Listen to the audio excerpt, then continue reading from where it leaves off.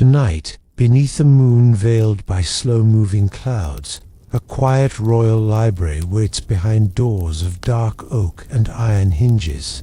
Within its hushed halls rest books older than crowns, volumes that do more than remember the past, they rewrite it. A single choice, a turned page, a whispered word, and history bends like candle flame in a draught. This is a story about knowledge that sleeps, power that listens, and the fragile hands that dare to open what should perhaps remain closed. If you enjoy gentle, immersive stories like this, please take a moment to like, subscribe, and comment below. Let me know where you're listening from. Are you watching in the quiet evening hours in the US, during a soft midnight in Europe, a calm late night in Canada, or somewhere else in the world entirely? And what time is it for you right now? Your presence here, wherever you are, becomes part of the hush of this library. Now, before we begin, get comfortable. Dim the lights if you can. Let your breathing slow. Allow the day to loosen its grip, as though you are setting down a heavy cloak at the door. When you're ready, step softly with me into the story. The Royal Library stood at the farthest end of the palace, where footsteps naturally faded and voices learned to lower themselves without being asked. Its outer door was tall and narrow, framed in pale stone that always felt cool, even under summer sun. Many servants passed it daily, yet few truly saw it. Fewer still knew what waited beyond. On this particular night, the corridor was lit by only 3 oil lamps. Their flames wavered gently, casting long shadows that stretched and rested against the walls like tired companions. The air smelled faintly of beeswax and old parchment, a scent that seemed to drift outward from the library itself, as if the room were slowly breathing. A young royal archivist named Elion paused before the door, one hand hovering just above the carved handle. He had been raised among shelves and scrolls, taught to revere ink and silence with equal devotion. Yet even after years of service, this door made his pulse slow, not with fear, but with something deeper recognition. The handle was warm beneath his fingers. It always was. No matter the season, no matter the hour, the metal held a gentle heat, as though countless hands before his had left traces of their choices behind. When Elion finally turned it, the door opened without a sound, gliding inward as if it had been expecting him. Inside, the library revealed itself in layers. Rows upon rows of shelves rose toward a vaulted ceiling painted with constellations no longer named. Ladders rested against the stacks like sleeping animals. Candles floated in glass bowls, their flames steady, untroubled by draughts that did not exist here. Elion stepped inside and closed the door behind him. The hush deepened on empty silence, but a living one, rich and attentive. He could almost feel the books noticing him, the way a forest notices a passing deer.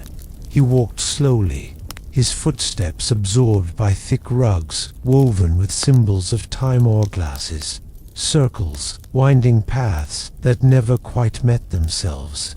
His task tonight was simple, or so he had been told: to reshelve a single returned volume. No title marked its spine, no author claimed it. Yet, as he held the book closer, Elion felt a faint trembling beneath the cover, like a heartbeat remembering how to beat. Somewhere high above, a candle flickered not from wind, but from anticipation. The library had opened one eye. Elion moved deeper into the library, guided not by signs or memory, but by a subtle pull he had come to trust. It was not a force that tugged or hurried him. Instead, it felt like the gentle suggestion of a current beneath still water, encouraging rather than commanding. His steps remained slow, measured, respectful of the quiet that wrapped around him like a heavy shawl. The book in his hands had grown warmer, not hot, never uncomfortable, but alive with a steady, patient heat. Its cover was plain, bound in dark leather, softened by age. No dust clung to it, though many of the surrounding shelves wore time openly. This book, it seemed, did not allow neglect. As Elion approached the far end of the western aisle, the shelves subtly shifted, only by a finger's width, only enough to create space where none had been before. A narrow gap appeared, revealing a shelf that did not match the others. The wood here was pale, almost silvered, etched with fine lines that curved like ripples in water. This was the unrecorded shelf. No map of the library admitted its existence. No index referenced it.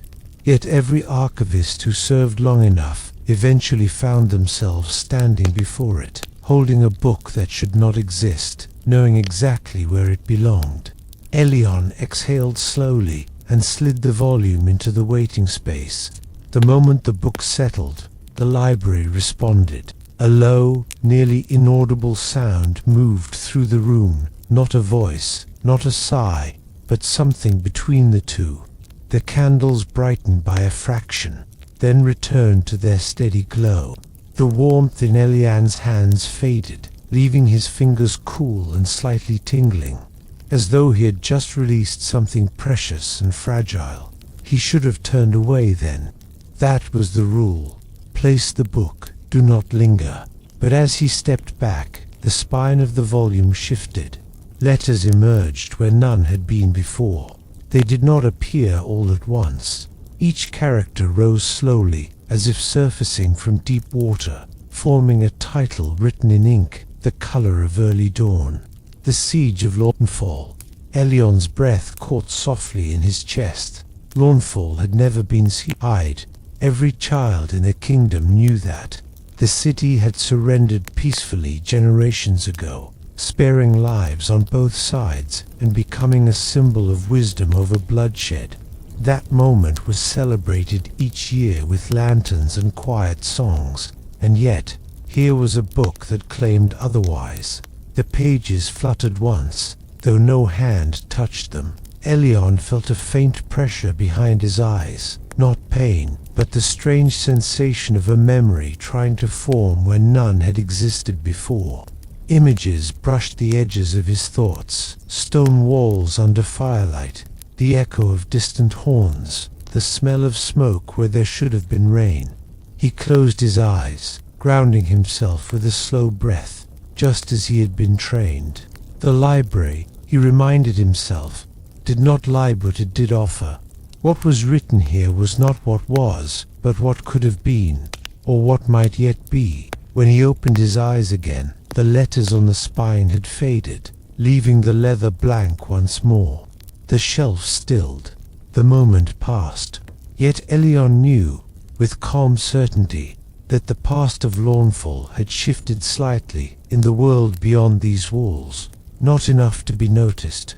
Not yet. Just a subtle change, like a river adjusting its course beneath winter ice.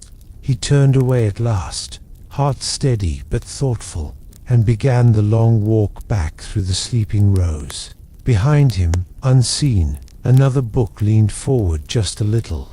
Elion did not notice the change immediately. He had returned to his small desk near the entrance, where a single candle burned low and a ledger lay open, its pages ruled with careful lines.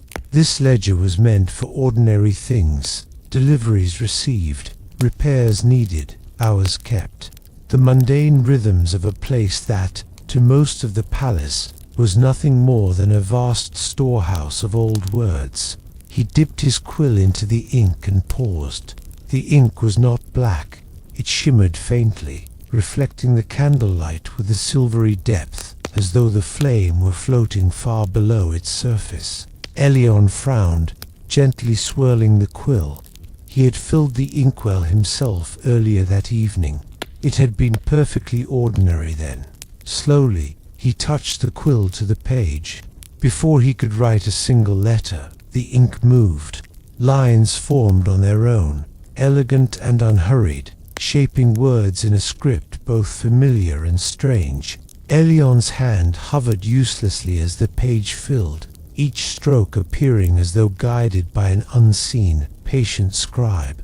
Elion of the Western Stacks, bearer of returned histories. His name rested there, calm and certain.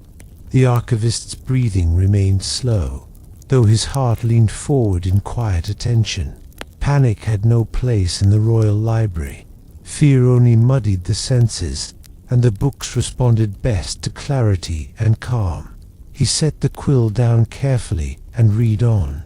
You have touched a volume that remembers being read. You have seen a past that did not ask to be changed. The library has noted this. The candle flame shortened slightly, as if listening. Elian closed his eyes for a moment, placing one hand flat against the desk. The wood felt solid, reassuringly real. When he opened them again, the words had not vanished. They waited, patient as ever. He turned the page. The next sheet was blank, for only a breath before ink bled gently into view, forming a single question. If a sorrow was erased before it was known, would its absence still shape the world? Elion did not answer aloud. He had learned long ago that the library did not require spoken responses. Instead, he let the questions settle within him, like a stone dropped into deep water, sending slow ripples through his thoughts. He thought of Lawnfall, of lanterns floating peacefully each year, of songs that praised mercy and wisdom. If a siege had nearly been, if fear had once brushed those walls, only to be smoothed away, did that hidden near tragedy still matter? The ink shifted. New words formed beneath the question, as though responding not to speech, but to the gentle movement of his understanding. All absences leave shadows. Some are longer than others. The ledger closed itself with a soft, final sound. Elion leaned back in his chair, candlelight warming his face, the library breathing quietly around him. He sensed, without urgency, that this was only the beginning. The books were not merely resting on shelves, they were watching, weighing, remembering who noticed them. Somewhere among the stacks, a page turned itself. The bells of the palace rang at dawn, just as they always had. Their sound drifted through the open windows of the city, rolling over tiled roofs and narrow streets, touching bakeries as ovens warmed, and touching barracks as guards changed their watch. To most ears, nothing was different. The bells were steady, familiar, comforting. But Elion heard the change. He stood by a tall window in the library, hands folded loosely behind his back, watching pale morning light stretch across the shelves. The bells sounded, softer, not weaker, not damaged, simply gentler, as though they had learned a new way to ring. A small thing, he told himself. History often adjusted itself in small ways. First, as the light grew, he began his usual walk through the aisles, checking candles, straightening ladders, greeting the library in the quiet manner he always had. The air felt slightly warmer than yesterday, carrying a scent he could not immediately name. Fresh wood. He stopped near a table where a large atlas usually rested. The table was new, not newly paisley made. Its surface gleamed faintly, unmarred by scratches that should have been there after decades of use. The atlas sat upon it as if it had always belonged there, its heavy covers resting comfortably, unaware of any inconsistency. Elion ran his fingers along the table's edge, smooth, unquestionably real. He closed his eyes and searched his memory. He could recall the old table clearly, docker with one leg slightly shorter than the others, always wobbling no matter how many times it was adjusted. He could remember steadying the atlas with one hand while turning its pages. Now, that memory felt distant, not erased, but gently set aside, like an older version of a story no longer told. A fellow archivist passed through the aisle then, an older woman named Cirith, her silver hair bound neatly at the nape of her neck. She smiled as she always did. "Good morning," she said softly. "Have you noticed how lovely the new table looks in the morning light?" Elian returned her smile, careful and calm. "Yes," he replied. "It suits the room." Sirith nodded, satisfied, and moved on without hesitation. When she was gone, Elion exhaled slowly. The library was doing more than changing events. It was smoothing the world's memory of them, stitching alterations so neatly that only those who listened closely felt the seam. Bells rang a little differently. Tables were replaced before anyone missed the old ones. Songs adjusted their melodies by half a note. No chaos, no sudden storms of confusion, only quiet, merciful edits. As the sun climbed higher, Elian felt a familiar warmth return to his palms. He knew, without looking, that a book somewhere had awakened again. Not one of the great tomes locked behind chains, but something smaller, more personal, a memory waiting to be nudged. He followed the warmth, walking slowly, letting each step land with care. The aisles guided him toward a low shelf near the eastern windows, where personal histories were kept, journals of minor nobles, letters of merchants, the quiet lives history rarely bothered to remember. One book rested half an inch out of place. Its spine bore a name. Mariel Fenn. Elion paused, breathing evenly, sunlight spilling around him like a held breath. He had never heard the name before, yet the library had, and that meant someone's past was about to change in a way that would matter deeply, quietly, and forever. Elion lifted the book of Mariel Fenn with both hands, as one might lift something fragile, not because it was weak, but because it had weight beyond its size. The cover was cloth-bound, dyed a soft green that had faded unevenly, as though it had spent years in sunlight near a window. It felt cool, reassuringly ordinary. When he opened it, the scent of pressed flowers rose gently into the air. The first pages were filled with neat, careful handwriting records of days that asked for little and gave just enough.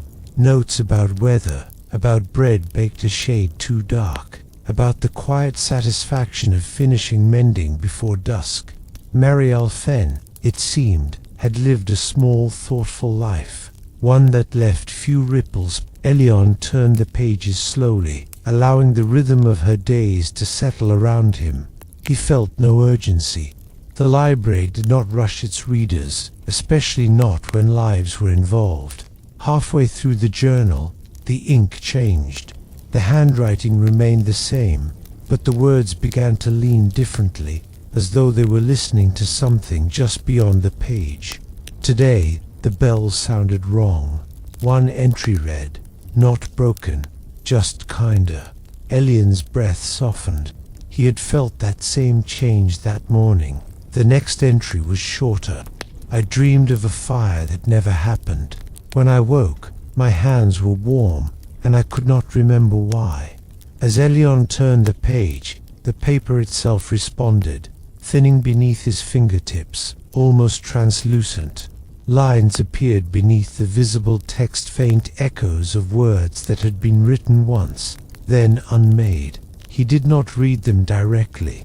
The training of the archivists was clear on this. Some truths were absorbed best through presence, not scrutiny. Still, impressions rose gently within him. Mariel Fenn had once lost someone. A brother, perhaps. A lover. Someone who had stood at the edge of her life and then been taken by an event that no longer existed. The loss had been rewritten into something quieter, distance, perhaps, or a journey never returned from. The pain dulled, reshaped, but not erased. Elion closed the journal slowly. So this was how the library worked at the human scale. Not with kings and sieges alone, but with a soft architecture of feeling. It allowed grief to remain, but smoothed its sharpest edges. It kept lessons while loosening the wounds, a mercy and a danger. He returned the journal to its place. The shelf cedar sounds so subtle, it could have been imagined and settled. For a long moment, Elion stood there, sunlight warming his shoulders, the quiet pulse of countless lives resting around him. He wondered how many people walked the city believing their pasts were whole, never knowing how carefully they had been edited. And he wondered, not for the first time, who edited the editors. Somewhere above, a ladder shifted, though no one climbed it. By midday, the library had grown still in a deeper way, not the ordinary stillness of books and dust, but a held quiet, as though the room were listening inward. Elion sensed it while arranging a stack of returned volumes near the central rotunda. His movements slowed naturally, matching the pace the library seemed to prefer.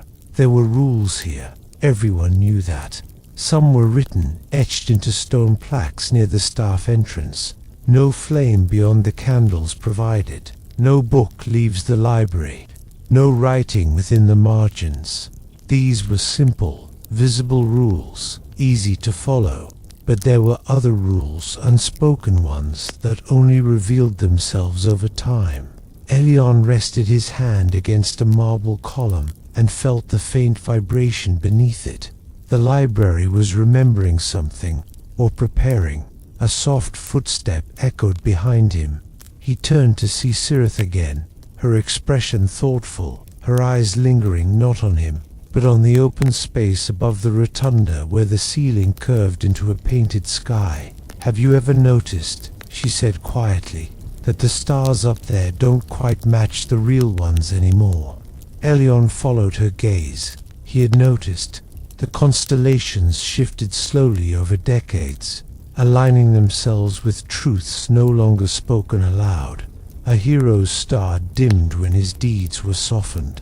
A cluster brightened when a forgotten kindness was restored. "I have," Elion replied. Cirith nodded once. "That means the library is active." They stood together in companionable silence. Cirith had served longer than anyone else now living. If anyone understood the library's deeper rhythms, it was her. "There's a rule," she said at last, her voice barely above the turning of a page. "One they don't teach at the beginning." Elion waited. "The library may change the past," she continued, "but it does not protect those who notice." He felt the truth of it settle gently into him, like a blanket placed with care. He had already crossed that threshold. He could feel it in the way the bells sounded to him, in the way ink knew his name. Cirith placed a small brass key into his palm. It was warm. "For the inner stacks," she said. "You'll know when." Before he could ask more, she turned and walked away, her footsteps fading into the layered hush. Elion closed his fingers around the key, feeling its weight, its purpose. High above, one painted star blinked out. Another, nearby, flared into brightness. The balance held for now. Elion returned to his work, but his awareness had shifted. The library was no longer simply a place he served. It was a presence he had been allowed to hear, and it was teaching him its rules, one quiet moment at a time. Elion did not go to the inner stacks immediately. The key rested in the pocket of his robe, its warmth a steady reminder rather than a demand. He finished his tasks with carrier-lining a row of atlases, trimming candle wicks, closing a high window where sunlight had grown too bright. Each small act felt like a farewell to the surface rhythms of the library, though nothing had yet changed. It was the hour when the palace grew drowsy. Voices softened in the corridors beyond the walls. Footsteps spaced themselves farther apart. Even the birds upon the outer ledges settled, feathers rustling into stillness. Only then did Elion feel the key stir, not moving, exactly inviting. He walked toward the central rotunda, where a spiral staircase descended into shadow. Few used it. Fewer still noticed that it did not appear on any floor plan. The steps curved downward in a slow, patient arc, each one worn smooth as if by centuries of careful feet. At the bottom waited a narrow door, iron-bound and unadorned. Elyon placed the brass key into the lock. The door did not open outward. Instead, it breathed inward, revealing a space that felt deeper than the ground itself. Cool air flowed past him, carrying the scent of stone, ink, and something older like rain, remembered by the earth. The inner stacks rose in quiet symmetry. Here, the shelves were taller, closer together, forming corridors that seemed to extend farther than sight allowed. The books were bound in materials Elyon could not name, leather that shimmered like oil on water, covers that felt like bark, spines that hummed faintly beneath the fingers. Each volume was chained not to prevent theft, but to limit choice. Elyon moved slowly, his presence acknowledged by subtle shifts.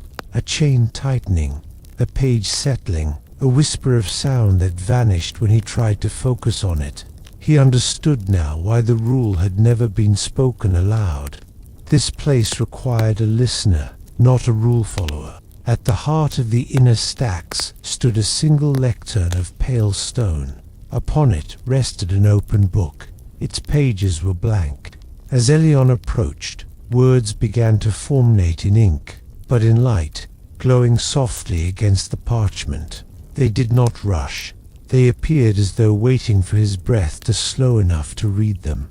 Every change requires a keeper. Every keeper is changed. Elyon placed his hand upon the page. It was cool, steady, and utterly certain. For the first time since he had entered the library as a boy, he felt the past looking back at him not as something finished, but as something still choosing who it would become.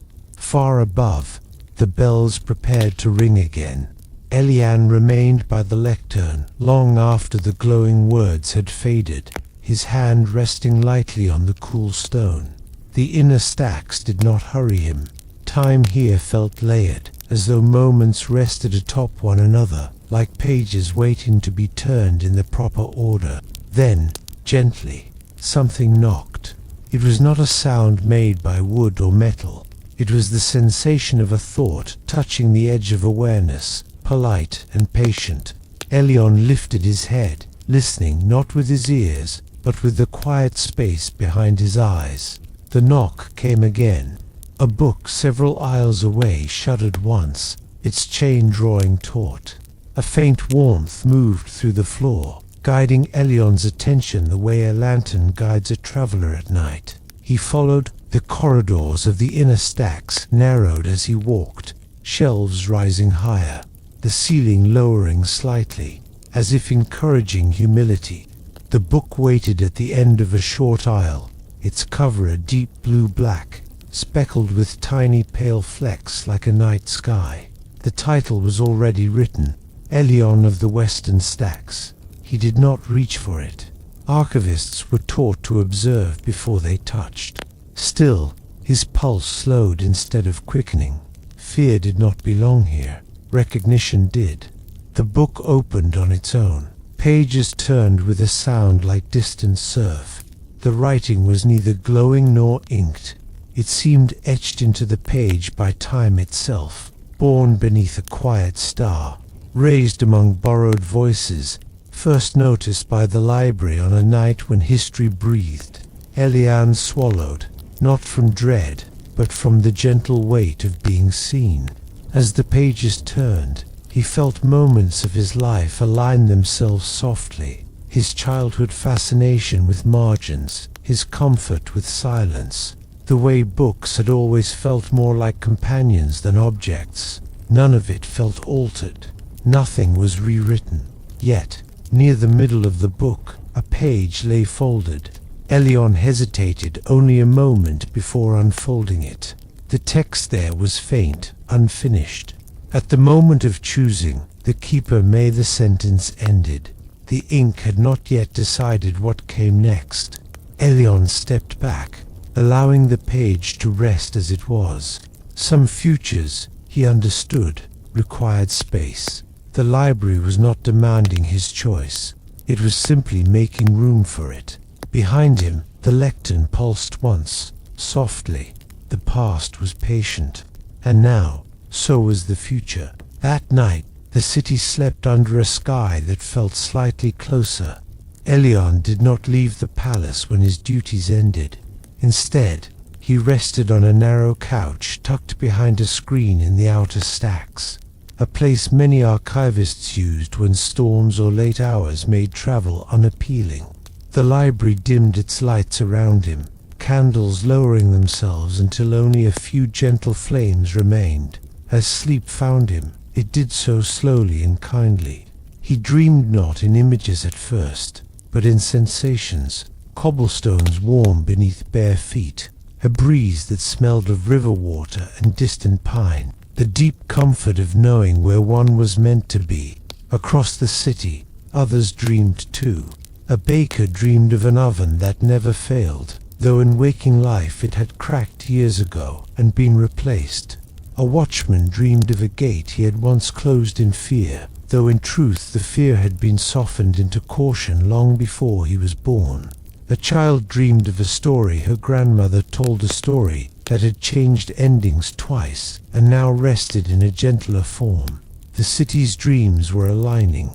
In the library, the books listened. Elyon stirred as a distant bell rang, not the palace bell, but a smaller one, deeper, resonating from beneath the earth. It was not meant to wake, only to mark a moment. When he opened his eyes, he saw that the constellations painted on the ceiling had shifted again. One star had moved closer to another, their light blending, smoothing the space between them. A city that dreams differently, Elyon understood, wakes differently too. He rose quietly, pulling his robe around him, and walked to the tall window. Below, the streets were empty, lanterns glowing like patient sentinels. Nothing appeared changed, and yet, somewhere, a decision once made in anger now rested in reflection. Somewhere, a child who might have learned fear first would instead learn patience. These were not miracles. They were edits so small they felt like kindness rather than power. Elyon placed his palm against the glass. The library had not rewritten the world. It had taught it to breathe more gently. Behind him, a page turned. Elyon returned to the inner stacks, still guided by the faint pulse of books that knew him. The air here was cooler now, carrying a subtle scent of cedar and ink, like a forest that had grown between pages. Each aisle seemed to stretch longer than before, as though the library itself was testing the rhythm of his footsteps. At the far end, a low shelf leaned slightly forward, inviting his attention. Unlike the other shelves, this one seemed almost alive. Its wood pulsed faintly beneath his fingertips, warm but soft, like breathing flesh. A single volume rested there, its spine unmarked. The edges of the pages trembled subtly, releasing a faint whisper that Elyon could almost but not entirely hear. He knelt slowly, careful not to startle it. The whisper became clearer, not words, but the sense of a question, curious, patient, almost shy. Elyon opened the book. The pages were blank, or, at first glance, they appeared so. As he touched them, fine lines of text emerged, delicate as spiderwebs in morning light. They were not written for him more, perhaps. They were written because of him. The letters formed a rhythm, pulsing like a heartbeat. Every choice echoes. Every observer shapes the echo. The book felt aware of him, and not just aware, but pleased to be noticed. A faint warmth traveled up his arms, a comfort that urged patience. He could sense the story inside, not fully formed, waiting for hands willing to read slowly, without rush, without demand. He traced a finger over the trembling lines. The library had placed this moment carefully. It wanted him to understand that every small action, every folded page, every gentle touch shifted the world subtly, not catastrophically, not dangerously, but persistently. Like wind shaping sand, like water wearing stone, Elion breathed slowly, feeling the calm seep into him. The whisper of the shelf settled, retreating into silence. He closed the book carefully, letting it rest. A gentle click followed a page turning somewhere deep in the stacks, not by hand, not by wind, but by the library itself, attentive as always. Elion rose, understanding more clearly than ever. The library did not merely hold the past. It listened to the present, nudged the future, and offered its knowledge only to those who could walk softly among its shelves. He stepped back, letting the whispering shelf fade into the shadows. Outside, the morning sun began its climb, brushing light along the far windows. But inside, the library's hush remained alive, patient and waiting. Elion moved slowly back through the inner stacks, the weight of the whispering shelf still lingering in his mind. The corridors here were narrower now, the tall shelves bending slightly toward each other, as though leaning in to share secrets. The air smelled faintly of beeswax and rain-soaked stone, a combination that made each step feel heavier and yet more purposeful. Near the center of the stacks, a single candle burned on a small pedestal. Its flame was steady, yet unlike any ordinary fire it seemed to lean slightly toward Elion as he approached. As though listening, he paused and crouched to meet its quiet attention. The flame flickered just enough to reflect a shimmer across the surrounding shelves, revealing tiny inscriptions along the spines of volumes he had not noticed before. There were names, dates, and brief sentences that shimmered faintly in the golden glow. A choice deferred, a path remembered, a mercy unnoticed. Elion breathed slowly, feeling the pulse of the library align with his own. He realized then that the flame was not just light, it was awareness. Every flicker was a note of understanding, every gentle sway a quiet acknowledgement of the presence of one who walked the shelves with respect. He reached out, letting his fingers hover above the flame. It did not burn. Instead, warmth traveled up his arm, calm and insistent, like the memory of a moment too beautiful to forget. The candle seemed to say, "You are ready." Elion leaned closer, and the light brightened just slightly, revealing words on the pedestal itself. They were faint, like a whisper in a library of centuries. The keeper does not command. The keeper guides. The keeper remembers the weight of every story. He exhaled slowly, letting the truth settle. He had known that he was chosen in some quiet way, but now the library was confirming it. This was no longer about simply observing the books. It was about understanding the lives they touched, the histories they could nudge, and the gentle responsibility that came with such awareness. For a long moment, he stayed by the candle, letting its warmth fill him. Somewhere deep in the stacks, a page turned itself, as if applauding his patience. Outside, the sun climbed higher, but inside, the library's hush remained undisturbed, holding the moments tightly, like snowflakes caught in a glass dome. Elion stood slowly, ready to continue deeper into the stacks. He understood more clearly now.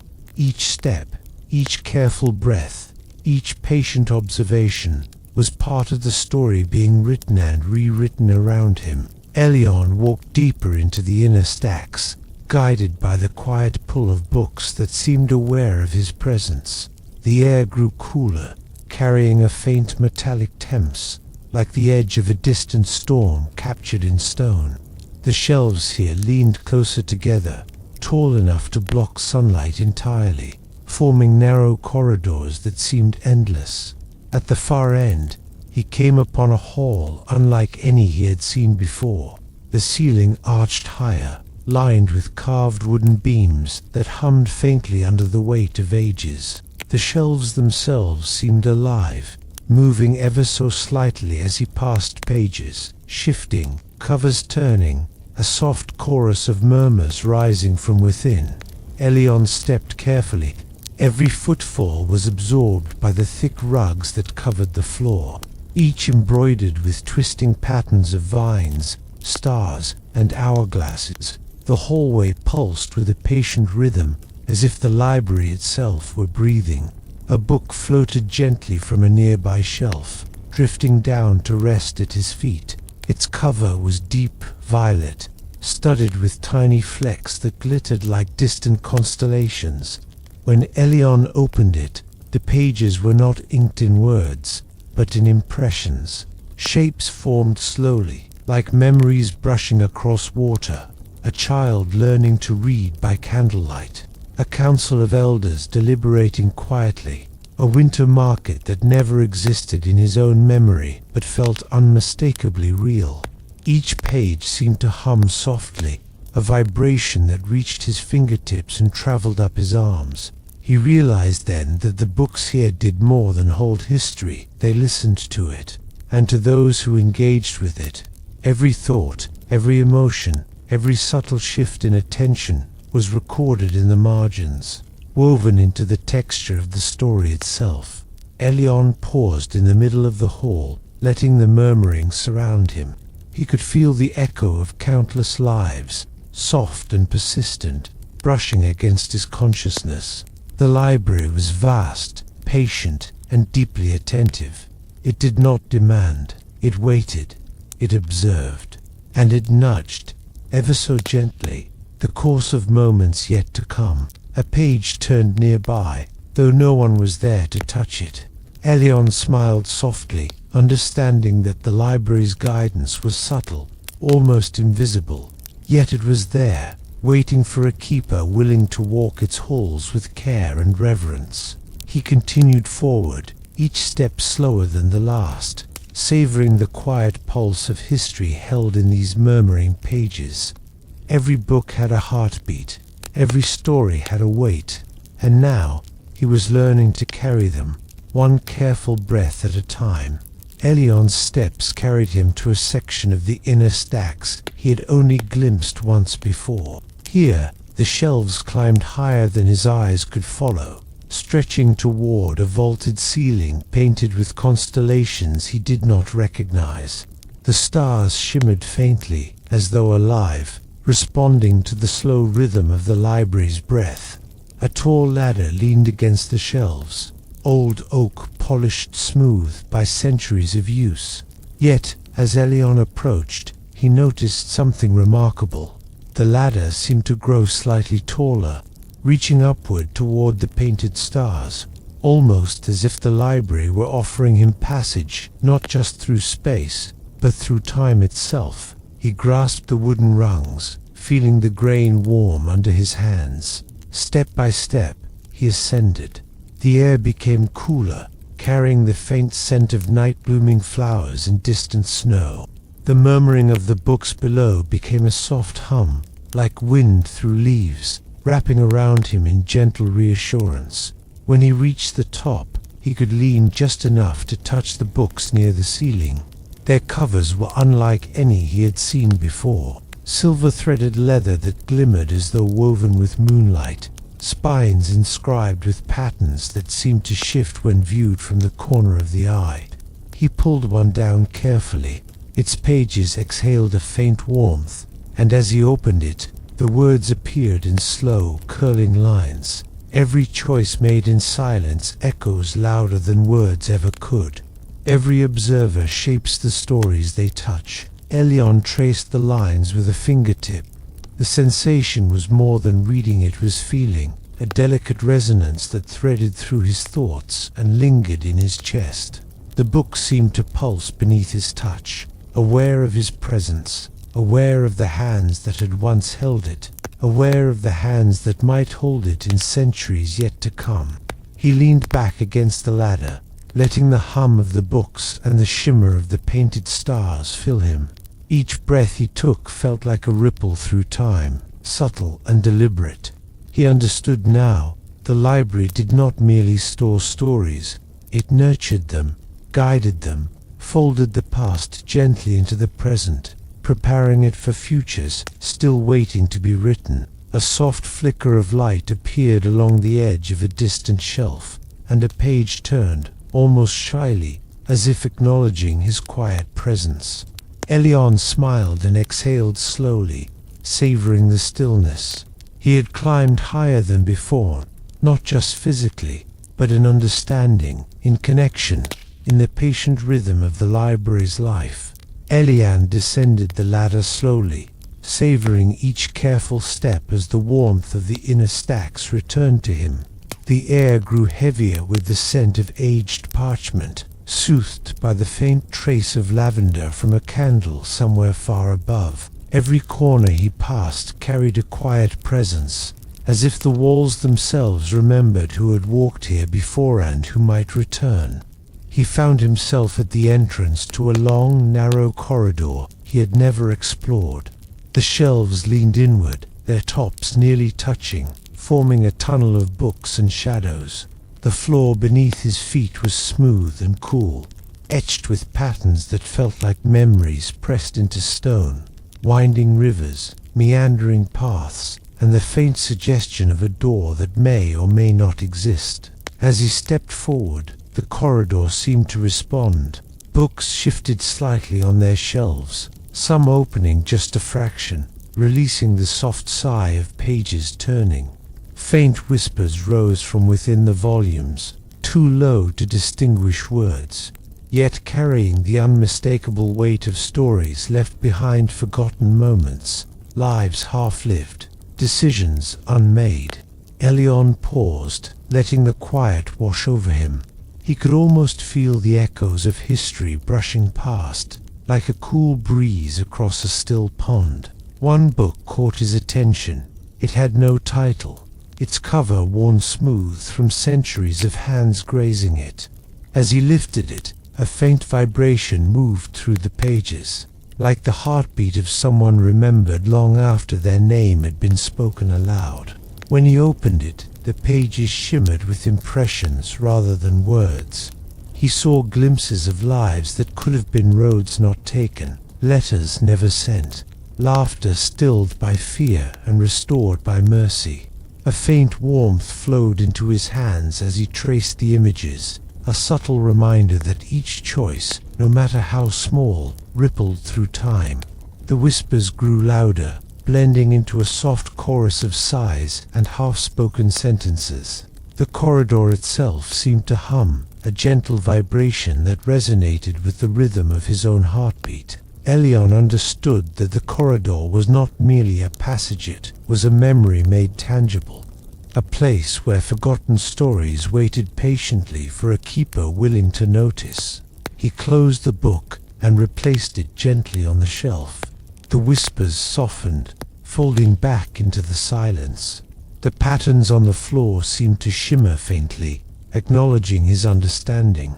Elyon exhaled slowly, feeling the weight of the corridor settle around him, heavy with history yet light with possibility. He continued forward, each step slow and deliberate, aware that the library was alive, not just with books, but with the quiet heartbeat of every moment it had ever preserved. Elyon moved through the corridor of forgotten whispers, his fingers lightly grazing the spines of books as he passed. The air felt thicker here, imbued with centuries of ink, paper, and quiet recollection. Every breath he took seemed to carry a hint of history itself, settling into his lungs like a gentle reminder of the past's weight. At the far end of the corridor, he came upon a window he had never noticed before. It was tall and narrow, its glass streaked with faint patterns of rain, though outside, the sky was perfectly clear. Light spilled through it in soft fractured beams, painting the shelves in shifting shades of gold and grey. Elyon pressed his hand against the cool glass. Instantly, a sensation ran through him, delicate and unmistakable, the memory of rain, not merely as weather, but as emotion. The window remembered storms that had never touched the palace roof, gentle showers that had soothed gardens no one now tended, and torrents that had shaped paths outside the city gates long ago. He blinked slowly, letting the memory flow around him. Each drop that seemed to fall inside his mind carried voices. A baker humming quietly as water tapped against his window. A child leaning out to catch drops on her tongue. A soldier pausing on the battlements to feel the sky's mercy. None of these people existed exactly as he imagined, and yet he knew them all. The library had folded possibilities into memory, layering past and potential into a single, serene experience. A book on the sill had shifted slightly, as though acknowledging him. He lifted it, feeling the faint tremor of life in its pages. The cover was deep indigo, flecked with tiny silver marks that mirrored the streaks of rain on the glass. As he opened it, words formed in slow, curling script. The world remembers what it touches, even when it forgets itself. Elion ran a finger over the lines, feeling the warmth pulse beneath his touch. The rain outside the window, both real and imagined, washed over him in memory, soft and persistent. The corridor's hush deepened, carrying the gentle sound of drops that never existed, yet leaving a sense of calm, so real it lingered long after he stepped away. He replaced the book on the sill carefully. The glass cleared, the illusion of rain fading like a whispered secret. Yet the feeling remained a quiet understanding that history was not merely a series of events, but a living, breathing presence, attentive to those who noticed its rhythm. Elion exhaled slowly, the library settling around him like a familiar embrace. Somewhere deeper, in the heart of the stacks, another page turned itself, as though encouraging him to continue, patient and unhurried, toward the story still waiting to awaken. Elian left the window and walked deeper into the inner stacks. The air here felt older, heavier, carrying a faint metallic temps that reminded him of distant lightning storms he had never witnessed. Every footstep seemed to be absorbed by the thick rugs underfoot, leaving the quiet alive only with the subtle hum of the library itself. At the center of the stacks stood a grand clock, its face large and unadorned. The hands were thin, silver, and perfectly still. Yet as Elion approached, he realized they were not broken, they were waiting.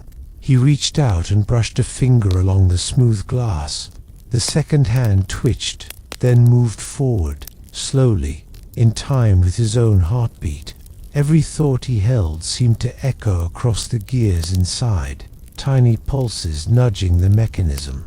A memory of hesitation, a spark of curiosity, a whisper of decision, all of them caused the hands to shift imperceptibly, as though the clock measured not minutes, but attention. Elian marveled quietly. The library had placed this clock here for a reason, not to mark time, but to reflect it. Here, the present and past intertwined, bending gently beneath the weight of consciousness. One could watch the hours pass or participate in their movement, shaping history in subtle, deliberate ways. A faint worry sound rose from the clock, almost imperceptible. The numbers along its edge shimmered faintly, forming impressions of days long forgotten. The gentle sigh of a winter evening, a festival that never occurred. The quiet relief of a choice avoided. The clock did not dictate outcomes, it mirrored them. Elion leaned against the pedestal, breathing slowly, feeling the rhythm of the library align with his own. Somewhere in the stacks, a page fluttered, turning itself with a quiet acknowledgement of his presence. He understood now. Every small observation, every pause, every gentle attention could ripple outward, unseen yet undeniable. The hands of the clock continued to move, not in hours or minutes, but in thought, in awareness, in the patient pulse of history being remembered and gently altered by those who noticed. Elion exhaled, letting the understanding settle into him. The inner stacks had more stories, more moments, and more quiet guidance waiting, and he would follow, step by careful step, into the depths of the library where past and present were not fixed, but fluid, alive, and endlessly patient. Elyon left the clock behind, moving toward a corner of the inner stacks he had only glimpsed once before. The corridor widened into a small alcove, and there, in the dim candlelight, he found something entirely unexpected. A garden. Not a garden of earth or stone, but of letters. Sheets of parchment hovered gently above the floor, their edges curling as if stirred by an invisible breeze. Some glowed faintly with inked words, others shimmered blankly, waiting for someone to notice them. Each letter seemed to carry a life of its own, the faint scent of aged paper and ink blending with something sweet, almost like the first bloom of spring. Elyon stepped carefully among the hovering sheets, his fingers brushing them lightly. A letter shifted closer, as if curious, and when he opened it, words formed slowly, curling across the page. To the one who will read this, know that every choice unmade leaves a trace. He exhaled softly, letting the words settle around him. The letters whispered in response, rustling faintly as though speaking to one another, sharing secrets of moments that had never occurred but might have. Some spoke of kindnesses withheld, others of mistakes averted, and a few of courage yet to be found. Elyon realized the garden was not simply a collection of letters, it was a record of potential, a space where the library nurtured possibilities, carefully tending them until someone attentive could shape them into reality. Each sheet hovered patiently, waiting for the right hands, the right breath, the right attention to bring its story to life. He knelt among them, reading slowly. A letter glimmered with his own name, though he could not have written it himself. The words appeared faintly. The keeper walks here with care. Observe, learn, preserve. Elyon's heart beat softly in response, not from fear, but from quiet understanding. He had been chosen, and the library's patience would guide him. As he stood, the letters shifted back into place, hovering like delicate leaves, returning to their branches after a gentle wind. The room settled into its hush once more. Somewhere deep in the stacks, a page turned, and the soft rustle echoed like the distant sigh of the world itself, reminding him that history waited quietly, ready to be guided by those who could listen. Elyon left the garden of unwritten letters and followed a narrow aisle lined with shelves whose tops disappeared into shadow. The air grew cooler here, tinged with the scent of old wood and faint smoke, as though the library itself exhaled memories of long-extinguished hearths. Each step he took felt deliberate, measured, as if the floor beneath him recognized the care in his movement. At the end of the aisle, a single lantern hung suspended in mid-air. Its flame did not flicker in the ordinary sense. Instead, it shimmered gently, leaning toward him as he approached, casting light only where he needed it. Elyon understood instantly. This lantern did not illuminate the space, it illuminated the path. He walked forward, following the soft halo of light. The shelves parted subtly, creating just enough space for him to move through without disturbing the books. The lantern hovered slightly ahead, moving with an almost imperceptible intelligence, as though it sensed the safest and most important route for him to take. As he progressed, whispers rose softly from the shelves, not warnings, not instructions, but gentle suggestions, the echo of centuries of observers and keepers who had walked similar paths. The library guided those it chose in ways so subtle that most would never notice. The lantern paused near a small shelf, just low enough for Elyon to reach. A book leaned forward slightly, as though beckoning. Its cover was pale gold, warm to the touch, etched with intricate designs that shimmered like sunlight on water. When he opened it, the pages were filled with slow-moving impressions rather than words. A city square empty at dawn, a child leaving a note for someone they would never see, a candle blown out before anyone noticed it had burned too low. Each scene pulsed softly, echoing the heartbeat of moments that had almost been lost. Elion traced the images carefully, feeling the subtle warmth and weight of each choice and chance. The library, he realized, did not simply preserve history, remembered the almost histories, the shadows of what could have been, giving them space to be seen, if only for a moment. The lantern hovered a little closer, its light, steady and patient, urging him onward. Elion rose slowly, understanding that he was being guided not by urgency or command, but by the quiet intelligence of a library that had watched centuries unfold. With a final glance at the golden book, he followed the lantern deeper into the inner stacks, ready to discover more stories waiting quietly for someone to notice them.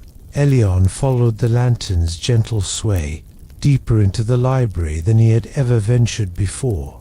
The air became cooler and denser, carrying a faint scent of earth and old parchment, like the library itself was breathing centuries of memory into every corner. At last, he came upon a vast hall, unlike any he had seen. Shelves rose impossibly high on every side, stretching beyond the reach of the eye and vanishing into shadows above. The rows extended endlessly, twisting and turning, as if the hall had no true shape, corridors curling back into themselves, creating a labyrinth of stories. The lantern floated ahead, illuminating a narrow path through the hall. Despite the towering shelves and the seeming infinity of books, Elion felt no fear. The library's calm presence enveloped him, encouraging slow steps and quiet observation. He paused at a shelf, letting his fingers brush along the spines. Many were bound in unfamiliar materials. Some seemed alive to the touch, soft and warm like skin. Others were cool as stone, yet pulsed faintly with energy beneath his fingertips. A subtle hum rose from the shelves, as though the books were whispering to one another, sharing secrets of centuries past. One book leaned forward, a soft invitation. Its cover was deep green, mottled with streaks of gold. As Elion opened it, the pages revealed scenes that shifted slowly, like smoke curling in sunlight, a market square that had never existed, a feast held under a different king, a secret meeting between two figures who were never recorded in any history. The images were accompanied by a soft warmth in Elion's chest, the kind of sensation that came when a memory was being gently rewritten or restored. The library did not force the past. It allowed it to ripple quietly, a soft correction to the world outside its walls. Elion closed the book and replaced it carefully. The shelves seemed to sigh, settling back into their eternal silence. Above, a shadow shifted along the vaulted ceiling, a painted star blinking slowly, as though acknowledging the keeper who now walked among the endless stories. He continued through the hall, each step slow, mindful, and deliberate. The library's heartbeat surrounded him, a constant, patient rhythm that reminded him of the weight of every story and the gentle care required to observe and guide them. Elion moved deeper into the hall of endless shelves, each step cushioned by the thick rugs underfoot.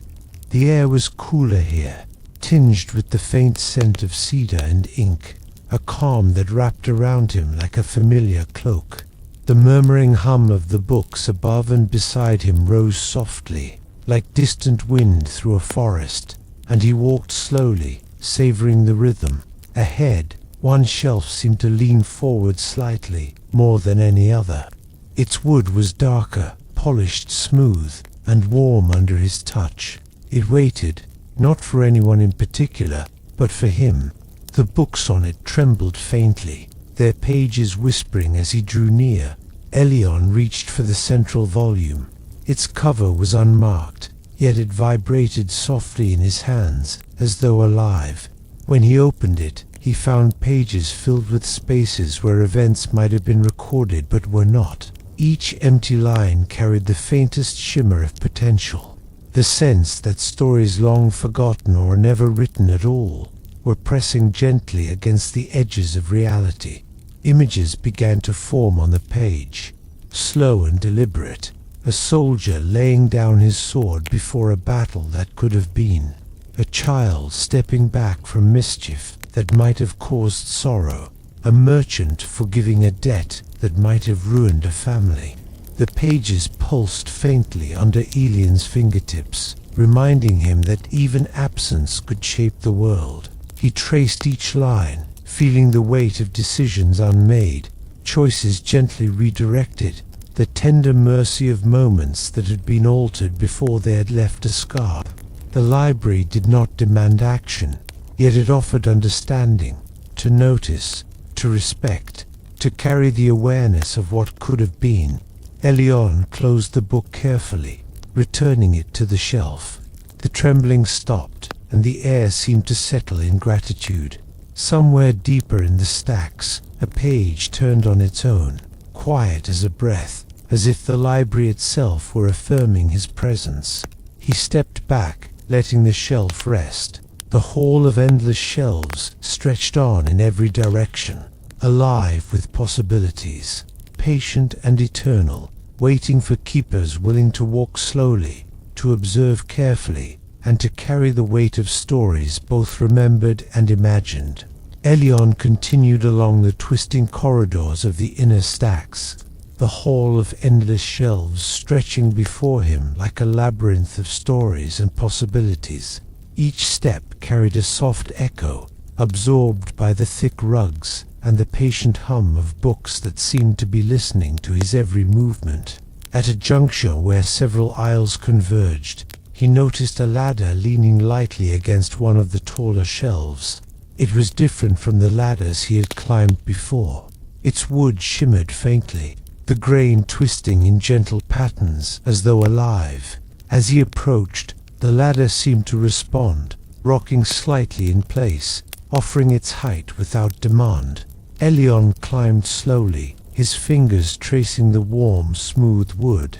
Each rung seemed to whisper faintly soft syllables he could not fully understand, but whose meaning resonated deep within him. Patience, observation, care. When he reached the top, he found a small ledge lined with books that seemed to hover slightly above their shelf. They were lighter than air, their pages trembling like leaves in a gentle wind. He reached for one, its cover a deep, muted bronze that reflected the dim light with a soft glow. As he opened it, words appeared, slowly forming lines that shimmered faintly. Every keeper walks a path that no one else can see. Every choice touches the unmade and the forgotten. The pages shifted beneath his fingertips, revealing glimpses of lives altered quietly. A lantern left burning in the wrong window, a letter never sent, a meeting delayed until the world had softened around it. Each image pulsed with gentle warmth, as if acknowledging that his attention mattered, that his care preserved the balance between past and future. Elian exhaled slowly, letting the library's quiet patience wash over him. The ladder beneath him vibrated faintly, like a heartbeat, reminding him that the path forward required both courage and stillness. With deliberate care, he descended, each step steady, mindful, carrying with him the quiet understanding that the smallest observation could ripple across time in ways no one else would ever notice. The shelves around him shifted softly as he passed, returning to their eternal stillness, leaving only the hum of possibility in the air. Elion walked slowly through the winding corridors of the inner stacks, his senses tuned to the subtle rhythms of the library.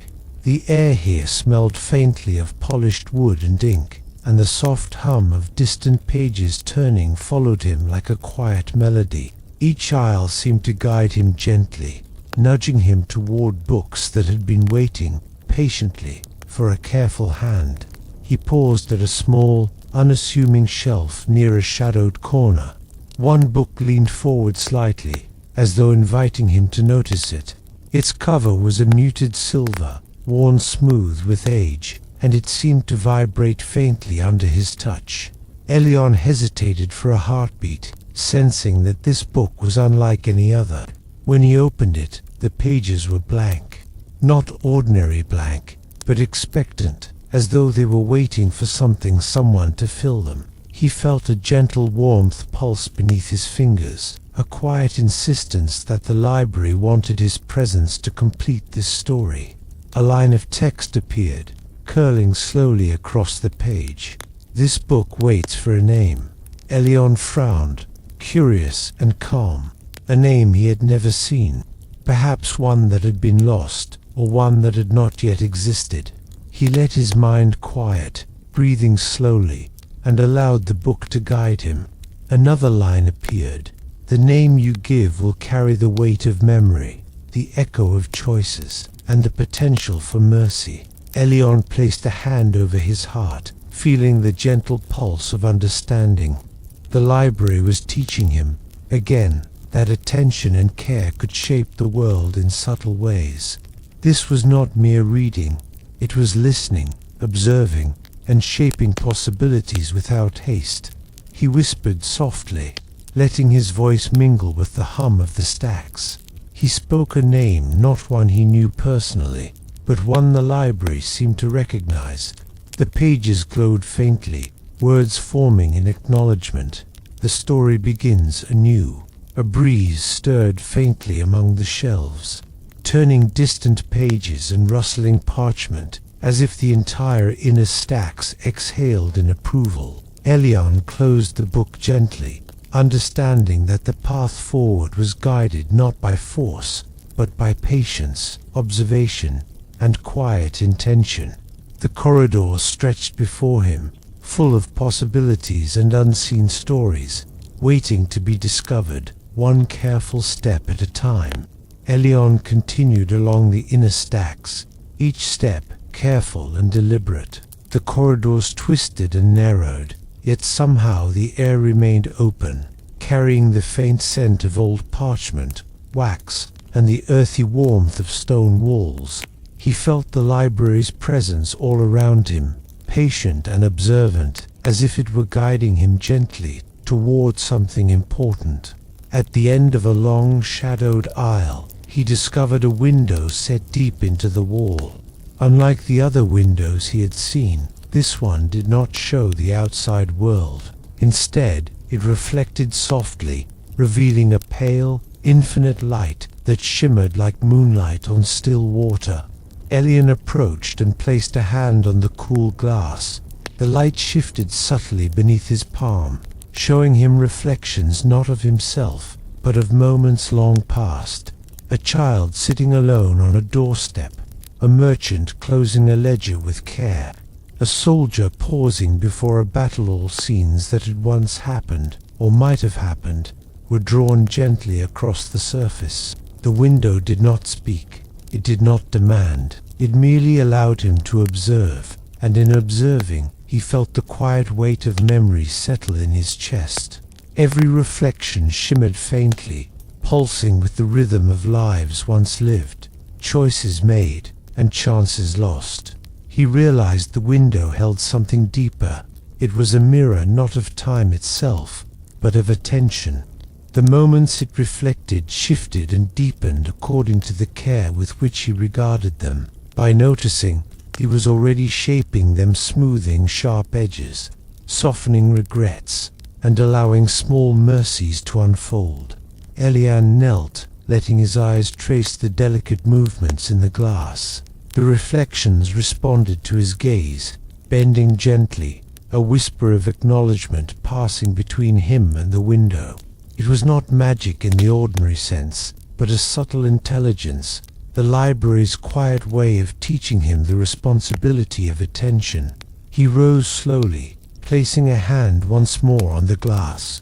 The light shimmered and faded, returning the window to its serene, silent state.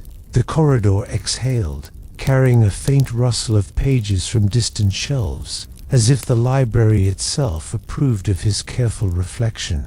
Elion continued forward, the quiet hum of history following him, guiding him deeper into the heart of the inner stacks, where stories waited patiently for those who listened.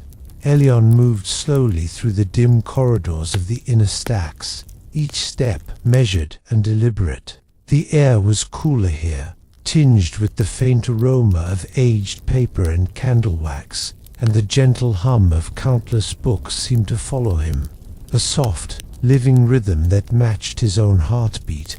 At the end of a winding aisle, a shelf rose slightly taller than the others, its wood polished smooth by centuries of hands. Unlike the surrounding shelves, this one seemed to pulse gently, as if it breathed with the quiet life of the books it held. Elion approached carefully, feeling the subtle vibration under his fingertips. One book leaned forward as he drew near. Its cover was a deep crimson, faintly mottled with gold flecks, and it seemed warm, alive in a way he could sense more than see. He lifted it slowly and opened the pages. The first words shimmered into view. Promises made, kept, or broken, echo longer than any history can record. As he read, the pages revealed quiet scenes of choices and consequences, each unfolding softly, a vow whispered in the night, a gift left at a door without a signature, a small act of mercy overlooked by the world but preserved here. Each moment radiated warmth, subtle and steady, as if the library wanted him to understand that even the smallest intention could ripple outward in profound ways. Elion traced the words with his fingertip, feeling the gentle vibration beneath them. The stories pulsed faintly, acknowledging his presence, offering understanding rather than instruction. This was the library's way, not to command, but to teach, to show that attention and care were forms of quiet power. He closed the book slowly, letting the crimson cover rest lightly on the shelf. The gentle pulsing ceased, leaving only the soft hum of the surrounding books, as if they too were settling in response to his careful handling. Elion exhaled softly and continued down the aisle, carrying the weight of these echoed promises with him.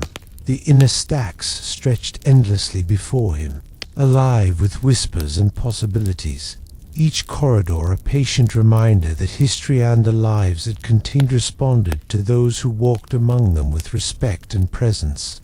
Elion left the shelf of echoed promises behind and wandered into a wider chamber of the inner stacks. The ceiling here was vaulted, painted with faint constellations that shimmered softly in the candlelight. The air smelled faintly of polished oak and ink, with just a trace of something warmer, like freshly turned soil. It was calm, patient, and alive in a way that felt almost like breathing. In the center of the room stood a long, low table, its surface smooth and pale, carved with delicate swirling patterns. On it lay dozens of small, unmarked books, each one glowing faintly. As Elion approached, he realized these were not ordinary books. They seemed to pulse in rhythm with his own heartbeat, waiting quietly for attention. He picked up one carefully. The pages were blank at first, but as he held it, words appeared slowly, curling across the surface. Every choice begins quietly, before it is noticed. Every act of care leaves a trace. Images formed alongside the text. A traveler deciding whether to take a narrow path. A friend hesitating before offering comfort. A city gate left open 1 extra hour. None of these moments seemed extraordinary, yet each carried weight. Small shifts in the currents of lives intertwined. Elion ran a finger along the pages, feeling the subtle warmth beneath the surface. The library was teaching him, again, that attention and mindfulness could alter outcomes without forcing them. It was a gentle power, almost imperceptible, yet profoundly real. He replaced the book carefully and turned to another, watching as each volume revealed scenes that rippled softly through time. A letter written too late, a whispered apology, a secret hope nurtured into life. The room pulsed faintly in response, the table vibrating like a quiet heartbeat, echoing the lives that depended on small acts of awareness. Elion exhaled, leaning slightly against the table. The chamber seemed to nod in quiet approval, as though acknowledging his careful steps, his willingness to notice, and his patience. He realized that the library was not simply a repository of stories, it was a living, attentive presence, guiding him toward understanding the weight of every quiet choice. With that thought, he rose, leaving the table of quiet choices behind, and continued slowly down the hallways of the inner stacks, each step measured, deliberate, and mindful of the silent history that stretched endlessly before him. Elyon moved carefully through the inner stacks, the faint hum of books rising and falling around him like a steady, gentle heartbeat. The air was cooler here, carrying the delicate scent of old parchment and the faint warmth of waxed wood. The library seemed to lean in closer with every step, encouraging him to move slowly, to notice every whisper of motion, every subtle vibration of the shelves. At the end of a narrow corridor, he found a door unlike any he had seen before. It was simple, unadorned, framed in smooth, dark oak, yet it seemed to pulse faintly, as though aware of him. He pressed his hand against it and felt nothing. No warmth, no resistance, only a soft, patient weight, like a breath waiting to be taken. He tried the handle, gently turning it, but the door did not move. He exhaled slowly, leaning his forehead lightly against the cool wood. The library held its silence, and as he stilled, a subtle shift occurred. The door vibrated faintly under his touch, then swung open without a sound, revealing a room bathed in soft golden light. Inside, the air was warmer, carrying the faint scent of rain on stone and the whisper of turning pages. Shelves lined the walls, stacked with books whose covers shimmered as though reflecting forgotten sunlight. In the center of the room lay a small rug, embroidered with delicate patterns of stars and leaves.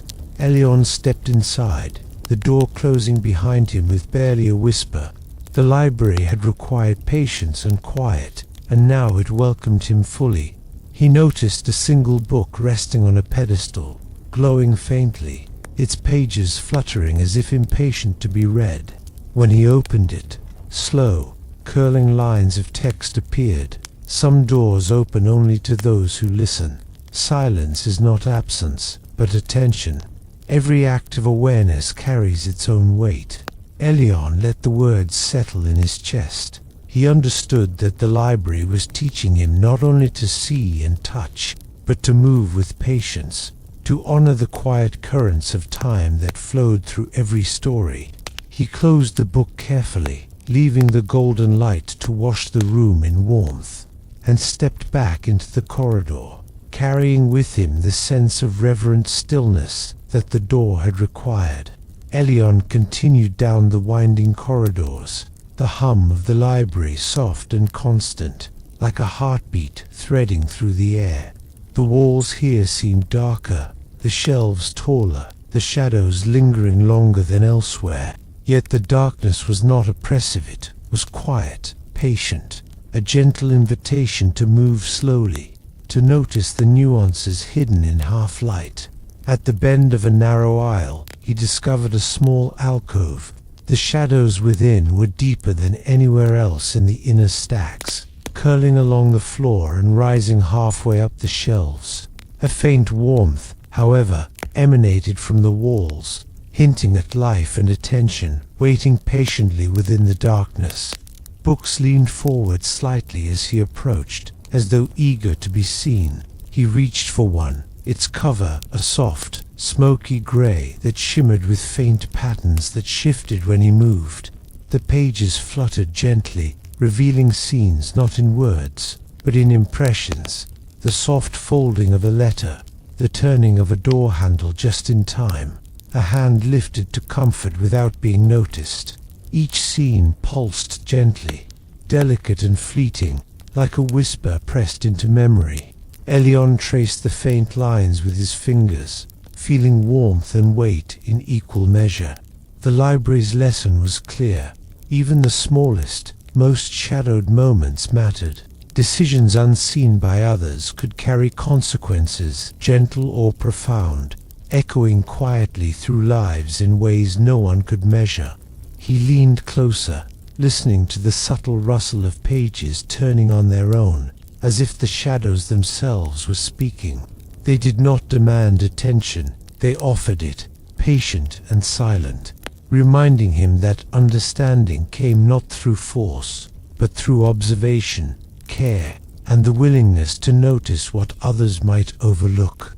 Elion closed the grey book carefully, letting the shadows settle again. The alcove exhaled softly, the warm undercurrent retreating like a tide, leaving the stillness behind.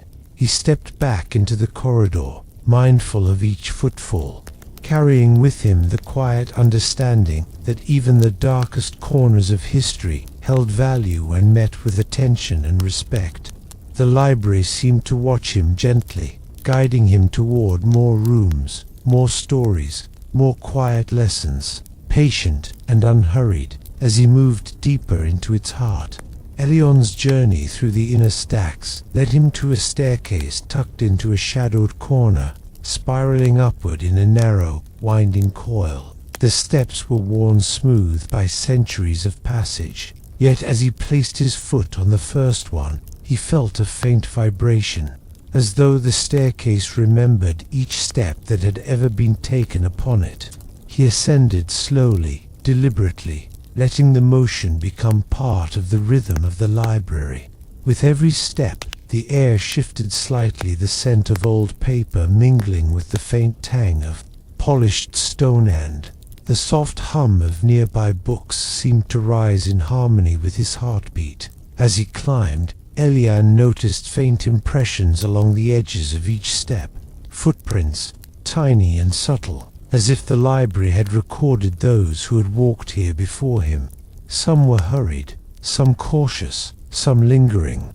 He traced a finger over one, feeling the warmth of a moment long past, a decision made carefully, a pause that had changed the course of a day. Halfway up, a small alcove opened to the side, and a single book floated gently toward him, guided by some unseen hand. Its cover was deep amber, warm to the touch, etched with intricate designs that seemed to shift when he moved. He opened it slowly. The pages revealed slow-moving images rather than words. A student choosing to stay late in a library long ago. A letter left unsigned on a desk. A door closed quietly to prevent a misunderstanding. Each scene pulsed faintly, subtle yet powerful, illustrating the quiet consequences of even the smallest choices. Elion let the warmth of the book flow through him, understanding that the staircase itself had been guiding him not merely upward, but deeper into the library's understanding of patience, attention, and careful observation. Each step mattered. Each breath mattered. As he reached the top of the staircase, the hum of the library softened, folding itself around him like a gentle embrace. The hall beyond opened into another chamber, its shelves stretching tall and inviting, waiting patiently for him to notice the stories within. Elion took a deep breath, letting the quiet power of the staircase settle in his chest before stepping forward into the next chapter of the library's endless lessons. Elion stepped forward from the top of the staircase into a chamber unlike any he had seen before. The air was stiller here, thick with the subtle warmth of accumulated memory and the faint scent of cedar and rain-soaked stone. Every sound he made, the soft brush of his robe, the gentle shift of his feet, was absorbed by the vastness of the space, leaving him alone with the quiet heartbeat of the library itself. The chamber was filled with low shelves, and upon each rested small, delicate volumes. Their covers shimmered softly, as though reflecting a time paused in the very moment it was recorded. He realized that this room was not filled with ordinary books. Each one held a moment suspended, a choice captured in stillness, a memory caught just before it might fade or be forgotten. Elion lifted one book. Its pages were blank at first, but as he held it, scenes appeared slowly, almost hesitantly. A merchant deciding whether to forgive a debt, a child reaching for a small gift and pulling back, a soldier pausing before a decision in the night. Every image pulsed with faint warmth, as though the library was asking him to notice, to honor the significance of these delicate instants. He ran a finger along the page, feeling the vibrations of choices suspended. The chamber itself seemed to hum in response, a soft, living rhythm that wrapped around him like a gentle tide. He understood that the library preserved not just events, but the subtle, quiet forces that shaped them, the hesitation, the kindness, the fleeting courage that often went unseen. A page turned somewhere nearby, softly, as though the room itself were breathing. Elion closed the book carefully, feeling the quiet weight of the moment linger in his chest. Each volume in this chamber waited for attention, patience, and careful observation, qualities the library recognized in those who walked its corridors with respect. He stood slowly, letting the hum of the paused moments settle around him. The chamber offered no demands, only understanding, and as he stepped toward the next aisle, he carried with him the lesson of this space, that even the smallest moments, when noticed and honored, could ripple outward in ways the world might never see, but would always feel. Elion walked slowly through the chamber of paused moments, letting each step sink into the quiet rhythm of the library. The air was heavier here, carrying the soft scent of old parchment and beeswax, with a faint undertone of stone warmed by centuries of sunlight. Shadows shifted gently across the shelves, though there was no wind, only the patient pulse of the library itself. At the far end of the chamber, he looked up and gasped softly. The ceiling above him had transformed into a vast expanse, painted with a night sky that seemed to stretch infinitely. Stars shimmered with delicate light, constellations unfamiliar yet somehow comforting. Unlike ordinary paint, the stars twinkled and shifted subtly, reflecting the movements of the stories below. He stepped carefully to the center of the chamber. Each book he passed pulsed faintly, as though responding to his gaze, to his attention, to the quiet reverence he carried. The night sky above was not static, it mirrored the possibilities of the library, the unfolding of events in subtle and endless variations. One star pulsed warmly, faintly echoing the choices recorded in the chamber of paused moments. Another shimmered faintly, hinting at a decision yet to be made. Elion raised a hand, tracing the curve of an unseen constellation. A faint warmth traveled through his arm, and for a moment he felt as though the library itself had drawn him here, to witness not just the stories of people, but the stories of their choices, their hesitations, and the infinite possibilities branching from them. He sat on the floor, leaning back against the smooth stone, and let the hum of the books, the faint vibration of the chamber, and the gentle shimmer of the ceiling wash over him. Here, in this vast stillness, he understood more fully that the library did not merely preserve the past, it held it, nurtured it, and reflected it, connecting every choice, every life, every almost forgotten moment to the infinite sky above. Elion exhaled slowly, letting the calm settle deep into his chest. The chamber whispered in silence, acknowledging his presence, patient and watchful. A gentle reminder that each moment of attention he gave would ripple through stories both written and unwritten. Elion rose from the floor beneath the star-painted ceiling and continued through the chamber, moving carefully along the aisles of books that pulsed faintly under the gentle light. The air smelled softly of ink and honeyed parchment, and the quiet hum of the library wrapped around him like a warm, comforting cloak. Ahead, a shelf stood slightly apart from the others, its books unusually thick and heavy, as though carrying more than mere stories. As he approached, he noticed a faint shimmer along their spines, like ink that remembered every hand that had ever touched it. He lifted one carefully, feeling a subtle warmth travel from the cover to his fingertips. The pages inside were unusual. They did not contain words at first, but impressions, delicate traces of touch, a hand brushing a cheek in comfort, a child tracing letters on a desk, a whisper of a signature left unfinished. Each mark pulsed faintly, carrying the memory of intention and attention, like echoes preserved in the fibers of the paper. Elion let his fingers glide over the pages, feeling the soft rhythm of the ink responding to him. It was not magic as he had known it in stories.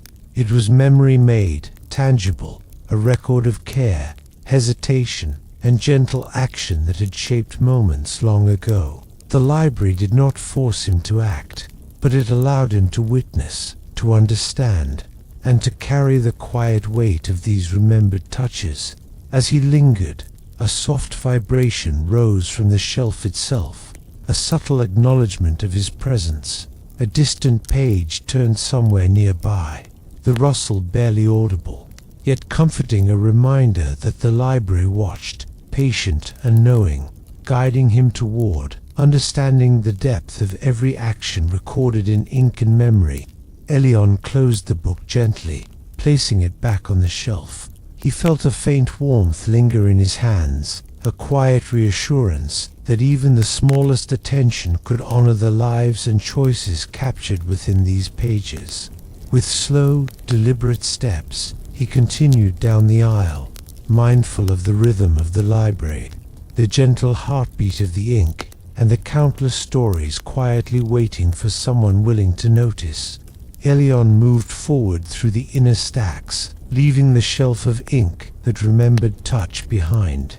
The corridor ahead was narrow and dimly lit, lined on both sides with towering shelves whose tops vanished into shadow. A soft, almost musical rustling rose from the books themselves, a symphony of turning pages, gentle and constant, as if the library were breathing quietly around him. He stepped carefully along the aisle, noticing that every book seemed slightly shifted, as though leaning toward him with curiosity. Some opened briefly as he passed, offering glimpses of moments captured within, a quiet conversation in a courtyard, a letter left unopened, a candle extinguished just before its light could reveal a secret. Each glimpse pulsed with subtle warmth, as though acknowledging his presence, yet disappeared when he looked directly at it, patient and respectful of his pace. One book lifted itself from the shelf and floated gently into his hands. Its cover was deep sapphire, etched with faint silver lines that traced delicate constellations he did not recognize. When he opened it, the pages revealed slow-moving impressions rather than words, the soft patter of rain on rooftops, the faint echo of a farewell whispered too late, the shimmer of hope in a choice barely made. Elion let the sensations wash over him, feeling the subtle vibrations of each page resonate with his own heartbeat. The corridor seemed alive, the books communicating not with speech, but with gentle rhythm, inviting him to notice, to linger, and to absorb the quiet beauty of these fleeting, fragile moments. A soft breeze moved through the aisle, stirring distant pages, and he realized the library itself guided him, drawing him deeper into the labyrinth of stories. Each turn of a page, each hushed whisper of paper, reminded him that the past was not rigid or static. It was alive, shaped by observation, care, and gentle attention. Elion continued slowly, letting the rhythm of the corridor carry him forward, step by careful step, into the endless pulse of the library's quiet heartbeat. Elion's careful steps led him from the corridor of turning pages into a small, circular alcove tucked between two towering shelves. The air here was warmer, carrying the soft, sweet scent of honeyed parchment and sun-warmed wood. Light pooled in the center of the alcove, golden and gentle, as though a miniature sun had been suspended just above the floor. He approached the glow slowly, feeling the warmth brush against his hands and cheeks. In the center, resting on a small pedestal, was a single book. Its cover shimmered like spun gold, intricate patterns crawling across the surface in delicate loops and spirals. The library's pulse seemed stronger here, a quiet vibration in the floor and walls that resonated deep within him. When he opened the book, the pages were alive with soft, shifting images. A village market bathed in morning light unfolded slowly, its vendors arranging fruits and fabrics, their laughter echoing faintly.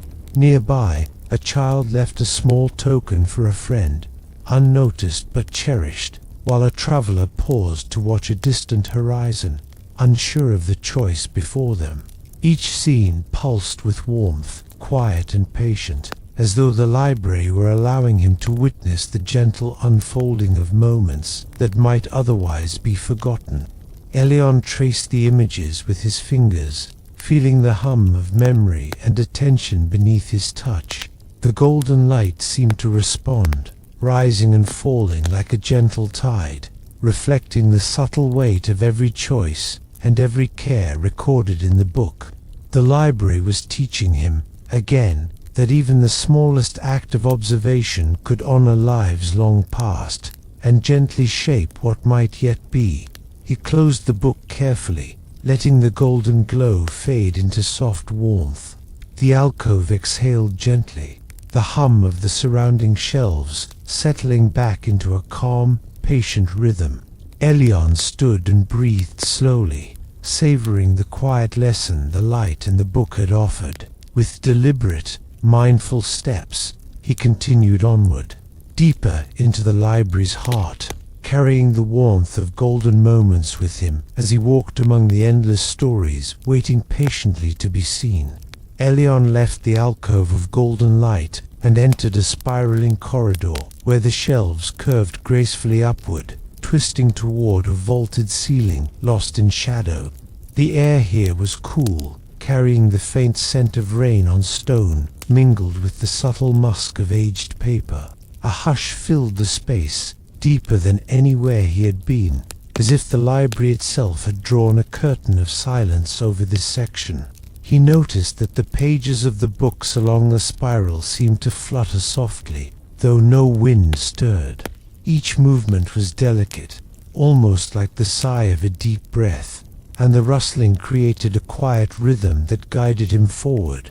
It felt as though the spiral was alive, not merely a passage, but a careful, patient path leading him somewhere important. One book leaned outward, almost imperceptibly, and floated gently into his hands. Its cover was pale silver, etched with tiny patterns that shifted as he tilted it in the soft light. When he opened it, slow, curling lines of text emerged, weaving together with faint impressions of motion. A quiet meeting in a sunlit courtyard, a whispered apology left unspoken for hours, a choice paused at the edge of decision. Elion traced the delicate scenes with his fingertips, feeling warmth ripple through the pages. The spiral corridor seemed to pulse in response, the books leaning slightly as if listening, acknowledging, guiding. Each story was subtle, almost unnoticed, yet carried the weight of countless unseen possibilities. The library, he realized, was teaching him patience, the art of noticing the almost invisible threads that connected one moment to another. He continued to ascend the spiral slowly, each step deliberate and careful. The soft hum of the pages rustling surrounded him like a lullaby, a soothing rhythm that echoed the heartbeat of the library itself.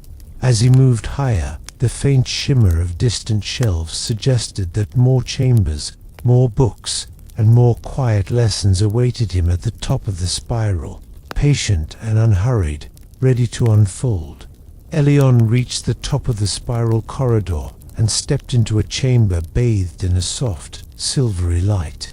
The air here was warm, carrying the faint scent of ink mixed with honeyed parchment. The walls were lined with shelves, each one holding books that shimmered subtly, as though tiny motes of light danced across their covers. He walked slowly between the shelves, fingers brushing lightly against the spines. Every book seemed to hum softly, a gentle vibration beneath his fingertips that resonated with the quiet pulse of the library. Some covers flickered with silver patterns that reminded him of constellations, while others glimmered with faint gold, as if tiny sparks of past moments were embedded within them. A book floated gently toward him, its cover a deep violet flecked with silver. As he opened it, the pages revealed flowing ink that moved like liquid light, forming scenes that shifted and shivered in time with his gaze. A quiet conversation on a moonlit balcony, a letter left on a doorstep before sunrise, a fleeting smile exchanged in the crowded halls of a palace. Elyon traced the images carefully, feeling warmth radiate through the pages.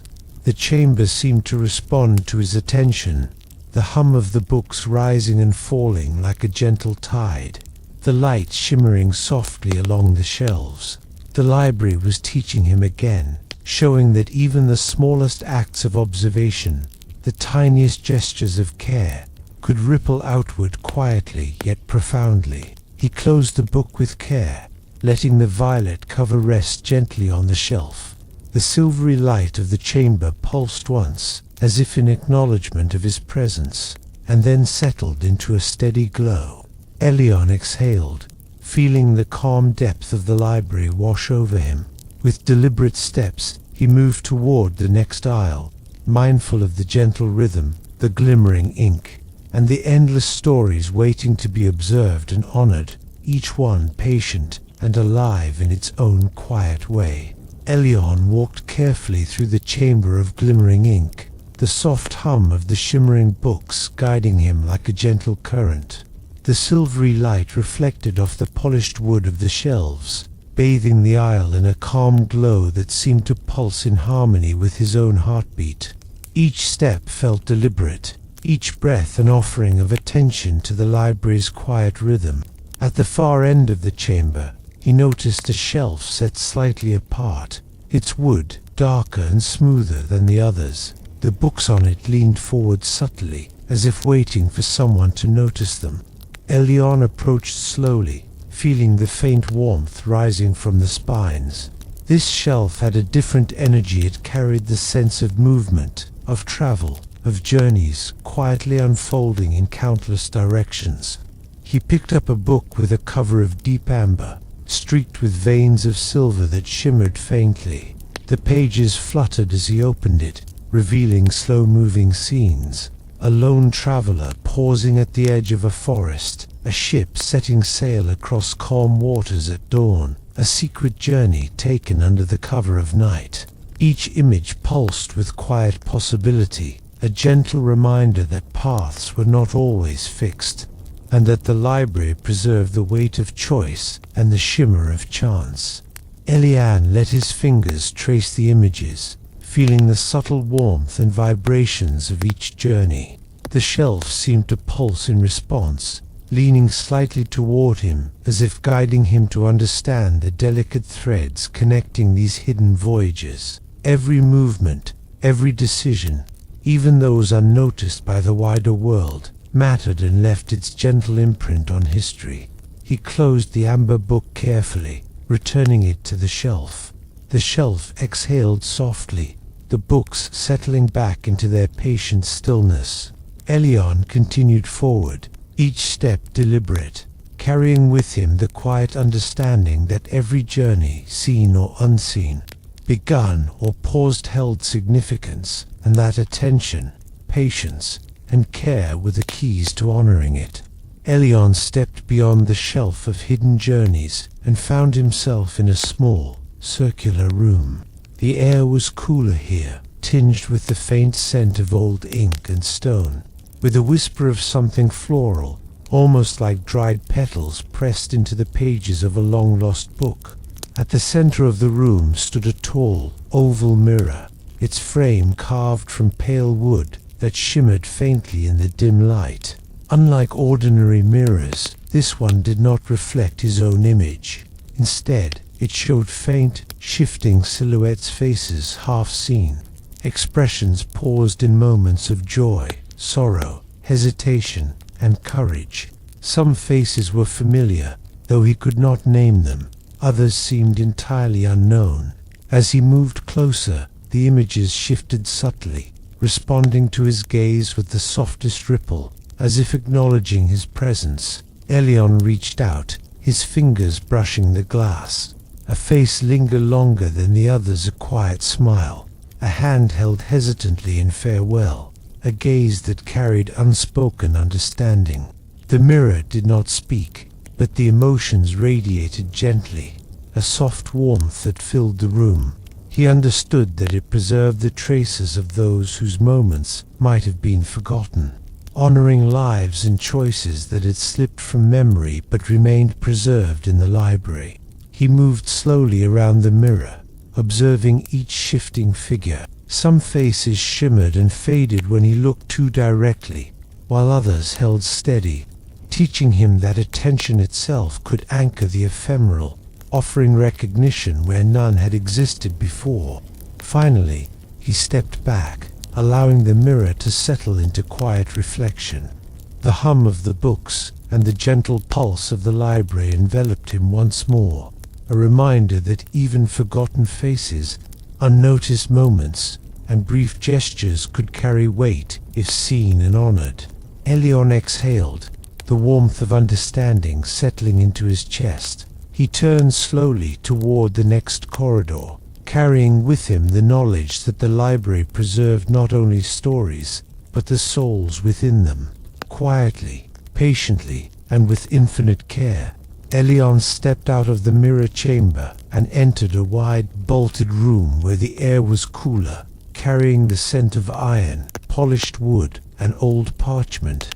The walls were lined with countless hooks, each holding a key of a different shape, size, and material: bronze, silver, copper, even crystal. They glimmered faintly in the dim light, as though aware of his presence. At first, the sheer number of keys was overwhelming, but as Elion moved closer, he realized the keys weren't random. Each one hummed faintly, pulsing with subtle energy, almost like a heartbeat. Some were warm, some cool, some carried the faint echo of voices, footsteps, or whispered secrets. The library seemed to suggest that every key unlocked not just a door, but a moment, a choice, a memory preserved within its infinite halls. Elion's fingers brushed along the keys, and one lifted gently toward him. Its metal was cool but comforting, shaped like a delicate leaf curling around a sunbeam. He held it, feeling a subtle vibration beneath his fingertips. A soft, silver glow appeared at the tip, forming into words on the air before him. Every key carries a story. Some unlock doors long forgotten. Others open pathways yet to be discovered. Curious, he followed the key's gentle pulse toward a narrow door tucked into the far wall. As he approached, it swung open silently, revealing a small alcove filled with books and scrolls he had never seen. Each volume glimmered faintly, the pages humming softly, as though eager for someone to touch them, to witness the stories they held. Elion stepped inside slowly, the key still warm in his hand, and realized that the library had entrusted him with a rare gift, the ability to unlock not only doors, but moments carefully preserved, choices that had been paused or forgotten, and possibilities waiting patiently for attention. He breathed deeply, letting the hum of the keys and the quiet warmth of the alcove envelop him. The library guided him gently onward, and he understood that every key he touched, every door he opened, was a small act of care in the quiet unfolding of history. Elion stepped further into the alcove the golden key had revealed. The air here felt almost alive, carrying the faint scent of lavender and old parchment. mingled with the subtle metallic temps of ink. A soft, constant murmur seemed to rise from the shelves themselves, like hundreds of voices speaking just beneath the edge of hearing. On a small, low table rested a single scroll, delicate and ancient. Its parchment was thin but strong, glowing faintly under the dim light. As Elyon unfurled it, he felt a gentle pulse along the length of the scroll, as if it remembered every hand that had ever touched it and now awaited his careful attention. Soft, curling letters appeared along the surface, moving almost like smoke, forming slow, deliberate words. Listen carefully, and the unspoken will guide you. The quietest actions often leave the deepest echoes. As he followed the writing with his finger, images began to shimmer faintly across the scroll. A silent reconciliation between two friends, a hand reaching out in comfort and retreating before notice, a secret path taken beneath the cover of night. Each scene pulsed with gentle warmth, carrying the faint echo of possibility and attention. Elyon breathed slowly, letting the scroll's whispers settle in his mind. He realized that this scroll was more than a record, it was a guide. The library was teaching him that listening, observing, and honoring quiet moments could shape understanding just as much as action could. The whispers were patient, neither demanding nor rushing, letting him absorb every nuance at his own pace. He carefully rolled the scroll back, feeling the faint vibration of memory linger in his fingertips. The alcove seemed to sigh softly, the hum of the shelves settling into a calm rhythm once more. Elyon rose, mindful of the lessons held within the scroll of whispers, and continued along the aisle, ready to discover what awaited in the next chamber of the library's patient and infinite stories. Elyon left the alcove behind and entered a vast atrium, the ceiling so high it disappeared into shadow. The air was cooler here, tinged with the faint scent of damp stone and aged parchment, and the soft hum of the library seemed to thrum in quiet harmony with his heartbeat. Sunlight, or something like sunlight, filtered through high windows, dust motes floating in gentle spirals, suspended as though time itself had slowed. The atrium was filled with shelves that curved in gentle arcs, each stacked with books whose spines glimmered faintly with silver and gold veins. What caught Elyon's attention most, however, was the floor, smooth stone, polished, with faint lines carved into patterns that resembled clocks, stars, and flowing rivers. It was as if the library had captured the motion of time itself and paused it here, preserving a still, eternal moment. He walked slowly, feeling each step echo softly into the silence. A book near the center of the atrium seemed to lift slightly as he approached, guided by some unseen hand. Its cover was a soft blue, flecked with silver, warm to the touch, and its pages moved subtly, as if breathing. Opening it, Elyon found delicate images of paused moments, a bird hovering mid-flight, a candle flame frozen in a flicker, a child caught in mid-laughter, a hand stretched out but not yet touching. Each scene radiated gentle warmth, carrying the sense of time suspended just long enough to be noticed, to be honored, to be understood. He let his fingers brush the pages carefully, feeling the soft pulse of these moments, the rhythm of stillness preserved. The library's lesson here was clear. Sometimes, attention itself could pause the flow of time, giving space for reflection, for understanding, for small acts of care to take root where they might have otherwise gone unseen. Elyon closed the book gently and replaced it on the shelf. The atrium exhaled in quiet approval, the dust motes drifting slowly downward as if acknowledging his presence. He continued through the stilled chamber, mindful of each heartbeat, each footfall, and the subtle flow of moments that the library had preserved in its vast, eternal embrace. Elion left the atrium of stilled time and entered a long, narrow corridor where the light was softer, fading gradually from gold to a gentle silver. The air here carried the subtle scent of old wood, smoke, and ink, with the faint warmth of sunlight trapped behind distant panes. The soft hum of the library shifted here, lower, slower, as if the shelves themselves were breathing with a quiet patience. The walls were lined with towering shelves, their tops vanishing into shadow. The books here were varied, some bound in leather cracked and aged, others in cloth that shimmered faintly, pulsing with hidden stories. As Elion walked, he noticed that the fading light revealed tiny details on the spine's names, symbols, and patterns that seemed almost imperceptible at first glance. One book stirred as he approached, leaning outward slightly. Its cover was a deep violet with streaks of silver that glimmered faintly. When Elion opened it, slow images formed across the pages, a window closing just as rain began to fall. A footstep paused mid-motion, a glance exchanged that could have altered the course of a conversation. Each scene pulsed softly with warmth, the library's quiet way of honoring the subtleties of choice. Elion traced the images with his fingertips, feeling the gentle vibrations of memory preserved. The corridor itself seemed alive, the fading light shifting slightly with each step, reflecting the delicate balance between attention and observation.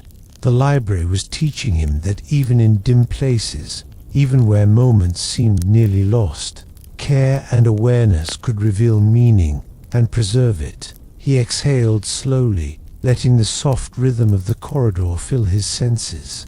The shelves whispered gently around him, dust motes drifting like tiny stars in the silver light. He continued forward, step by deliberate step, carrying the lesson that even the faintest details, if noticed, could ripple quietly across time. Elion continued down the corridor of fading light until it curved softly, opening into a small, serene alcove. Here, the air smelled faintly of wet earth and old paper, as if the library had captured a quiet morning after a gentle rain. A soft, rhythmic patter echoed from somewhere above, the sound of droplets falling on stone though no roof or window was visible. It was as if the rain existed only within this space, delicate and endless. The alcove was lined with low shelves, and atop them lay books of muted green and grey, their covers worn smooth with age. Each book seemed to hum softly, carrying the subtle vibration of the rain's rhythm. As Elion approached, one lifted slightly and floated toward him. Its cover was moss green, etched with fine silver lines that traced the path of water flowing over stone. Opening the book, Elion saw images forming slowly across the pages, a traveler pausing beneath a tree as rain begins to fall. A letter left carefully on a doorstep, a quiet handshake shared under the soft drizzle. The moments shimmered gently, pulsing with warmth that matched the soft patter of the invisible rain.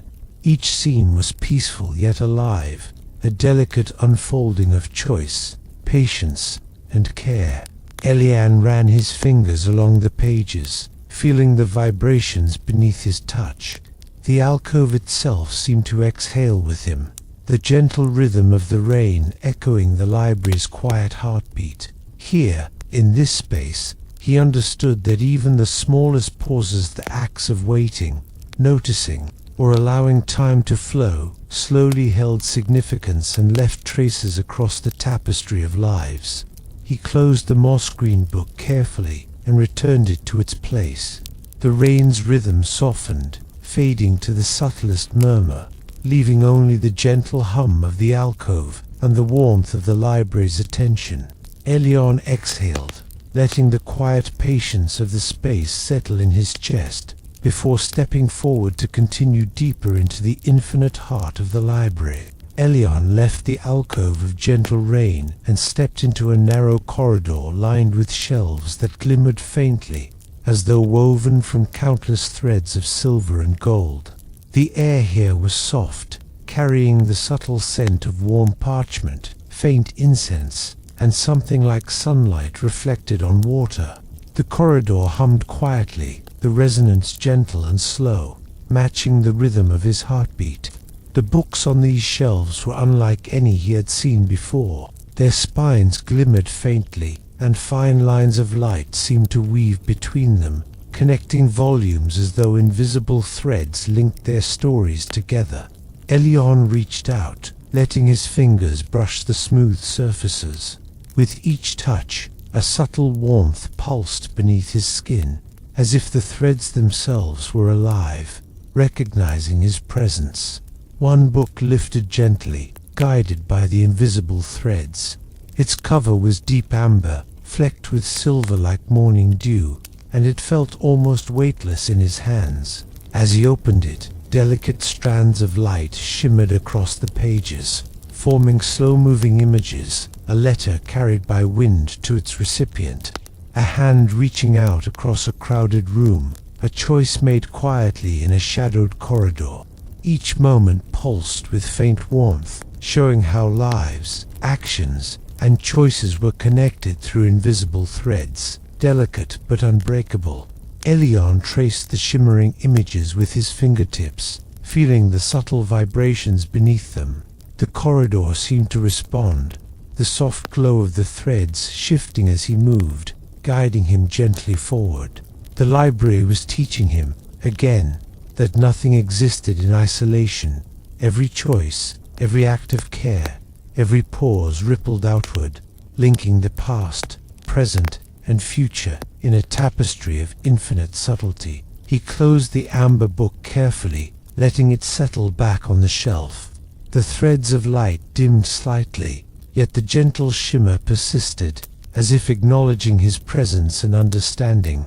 Elyon continued down the corridor, each step deliberate and calm, carrying with him the quiet knowledge that the library held connections everywhere, waiting to be noticed by those patient enough to follow them.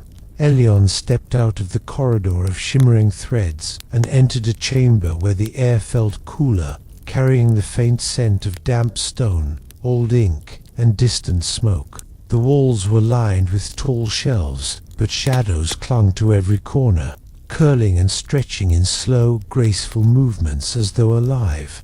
The hum of the library softened here, deep and low, blending with the whispers of the shadows that lingered just beyond sight. He walked slowly into the center of the chamber. The shadows seemed to respond, shifting gently without threatening him, guiding his gaze to a single book resting on a pedestal of dark oak. Its cover was deep charcoal, etched with faint silver patterns that almost resembled delicate smoke. The book radiated a faint warmth, and Elyon felt a subtle vibration under his fingertips as he reached for it. Opening it, he discovered that the pages moved almost imperceptibly, showing soft, whispering images, a quiet argument resolved in silence, a hesitant touch that never reached its mark, footsteps lingering in empty corridors. Each scene pulsed gently with emotion, carrying the weight of unspoken choices, acts left unfulfilled, and moments that might have been forgotten. Elyon ran his hand along the pages, feeling the subtle rhythm of memory beneath them. The shadows of the chamber seemed to lean closer, their whispers merging with the hum of the library, creating a quiet lullaby of patience and reflection. He understood that the library preserved not only what had been done, but also what had almost been done. The hesitation, the unspoken words, the moments that hung in balance. He closed the charcoal book carefully and returned it to the pedestal. The shadows seemed to settle, curling gently around the shelves, leaving the chamber quiet but alive. Elyon exhaled slowly, letting the subtle lessons sink into him. Attention and care were needed not only for action, but also for the things left unspoken. The choices paused, and the moments suspended. With deliberate steps, he moved toward the next corridor, the whispers of shadows fading behind him, carrying the weight of quiet understanding deeper into the heart of the library. Elian continued down the shadowed corridors until they opened onto a narrow balcony, suspended high above the inner halls of the library. The air here was warmer, carrying the subtle scent of polished wood and sunlight trapped in glass panes. Rays of golden light streamed through tall windows, painting patterns across the floor like slow-moving rivers of warmth. He stepped carefully onto the balcony, feeling the smooth wood beneath his feet. The space was lined with low shelves and small tables, each holding books bathed in the gentle sunlight. The light seemed almost alive, flickering softly as though responding to the presence of the stories themselves. A small book, its cover a pale amber flecked with gold, lifted toward him. When he opened it, delicate images shimmered into view. A quiet morning in a garden, dew clinging to petals as a hand reached to brush them gently. A candle flickering in a high window as someone paused in thought. A bird landing on a windowsill, waiting, patient, serene. The scenes radiated warmth and calm, each moment steeped in soft, lingering light. Elion let his fingers trace the edges of the pages, feeling the subtle pulse of the library beneath them. The balcony of lingering light seemed to hold time itself in its gentle rays. The library, teaching him that some moments, when noticed and nurtured, could linger, softly shaping the lives around them without haste or demand. He closed the amber book and placed it carefully back on the shelf. The sunlight shifted slightly, as if acknowledging his attention, settling into a calm glow across the balcony. Elion exhaled, letting the warmth and serenity of the space fill him, before stepping toward the corridor that led deeper into the library, ready to discover more lessons hidden in quiet corners and softly illuminated spaces. Elion stepped away from the balcony of lingering light and entered a chamber where the air was thick with quiet, yet filled with faint, subtle noises that seemed almost imperceptible. The scent of old wood, ink, and a hint of smoke lingered, creating a warm, familiar comfort. The space was larger than he expected, with high shelves that stretched into shadowed heights and small alcoves tucked between them, each promising a secret to be discovered. As he walked, he realized the room was alive with sounds that had long been forgotten. Soft whispers of laughter, the creak of a floorboard, the turning of a page, and even distant footsteps, all preserved like delicate echoes. Each sound pulsed gently, creating a quiet rhythm that felt both calming and mesmerizing. A book floated gently toward him, its cover a deep teal with silver flecks that shimmered faintly. He opened it, and the pages seemed to hum in response to his touch. Images formed, accompanied by faint, soothing sounds, a stream rippling gently over stones, the soft call of a night bird, the laughter of a child chasing shadows in a sunlit courtyard. Every scene was accompanied by its own delicate audio, soft but alive, wrapping around him like a gentle lullaby. Elion closed his eyes and let the sounds wash over him, feeling the subtle vibrations resonate with the rhythm of his own breath. The library was teaching him again not only to see, to touch, or to notice, but also to listen, to understand the stories hidden in quiet noises, to honor moments that existed in sound as well as sight. He exhaled slowly, opening his eyes to the calm teal glow of the book's cover. He returned it gently to the shelf, and the chamber's soft murmurs settled into a quiet hum once more. Elian stepped forward, moving deeper into the library of forgotten sounds, mindful of every gentle echo, every hushed whisper, carrying the patience and attention of the library with him into the endless halls ahead. Elion left the library of forgotten sounds and stepped into a long, narrow hall where the air felt cooler, tinged with the faint scent of old stone and polished oak. Shadows stretched along the walls and floor, moving slowly as if alive, curling and unfolding in patterns that shifted with every step he took. The hum of the library here was soft, steady, and almost melodic, guiding him forward like a gentle tide. The shelves lining the hall were filled with books bound in deep hues: midnight blue, smoky gray, and muted violet. Each spine seemed to ripple subtly, as if the shadows themselves danced along them. As Elyon walked, some books tilted slightly, their covers catching the light just enough to reveal faint, glimmering symbols. It felt as though the hall was aware of him, recognizing the care with which he moved, and responding with quiet, deliberate gestures. One book lifted gently into his hands, its cover a deep obsidian etched with silver lines that shifted like flowing water. When he opened it, the pages revealed slow-moving, shadowed scenes, a hand reaching for a door handle but hesitating, footsteps pausing in a quiet hallway, a fleeting glance exchanged in dim light. Each moment was suspended in delicate motion, the shadows curling softly around the scenes, emphasizing the subtleties of hesitation, choice, and quiet understanding. Elyon traced the images with his fingertips, feeling the warmth and faint vibration beneath the surface. The hall itself seemed to lean closer, shadows twisting gently as though to better reveal the nuances of each story. The library was teaching him, yet again, that not all significance was loud or obvious. Some moments, quiet and half-hidden, carried their own profound weight if one paid attention. He closed the obsidian book carefully and returned it to the shelf.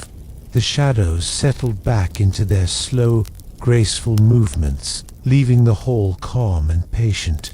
Elyon continued along the corridor, each step measured, carrying the subtle lesson of the hall of turning shadows with him, that even in darkness, moments could be seen, understood, and honored with careful attention. Elyon continued down the hall of turning shadows until he reached a small alcove tucked between towering shelves. The air here was cooler, carrying the faint scent of rain-soaked stone and aged parchment, with just a hint of metallic silver-like moonlight reflecting on quiet water. The space was dimly lit, yet the books themselves seemed to glow faintly, their covers shimmering with a soft, silvery light. Each book on the shelves pulsed gently, as if alive, holding memories that had been paused or forgotten. Elyon approached slowly, feeling the subtle vibrations beneath his fingertips as he brushed against the spines. One book floated forward, guided by an invisible hand. Its cover was pale silver, etched with delicate patterns that resembled frost tracing along a window pane. When he opened it, the pages revealed slow, shifting images of memories, a quiet smile shared in a sunlit courtyard, a child pausing before stepping into a garden, a letter folded and placed carefully in a drawer. Each scene radiated warmth and a soft light, as though the library itself had captured the essence of these moments and preserved them with care. Elyon traced the images with his fingers, feeling the subtle rhythm of memory beneath the parchment. The alcove seemed to respond to his attention, the soft hum of the books rising and falling like a gentle tide. Here, in this small, silvered space, he understood the library's lesson, that even memories faded or overlooked held weight, and that attention and reverence could honor them in ways that restored their quiet beauty. He closed the silver book carefully, letting the soft glow settle back into the shelf.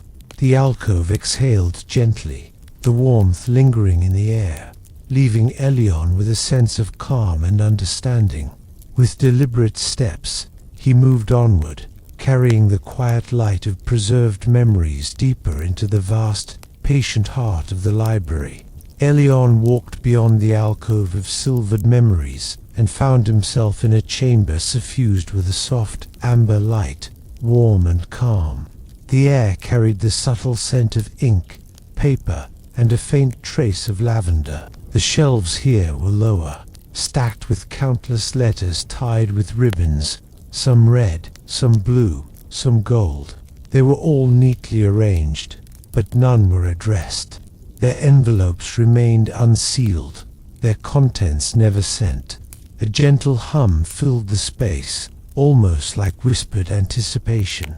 Each letter seemed to pulse faintly, carrying the echo of the thoughts, emotions, and intentions of the writer.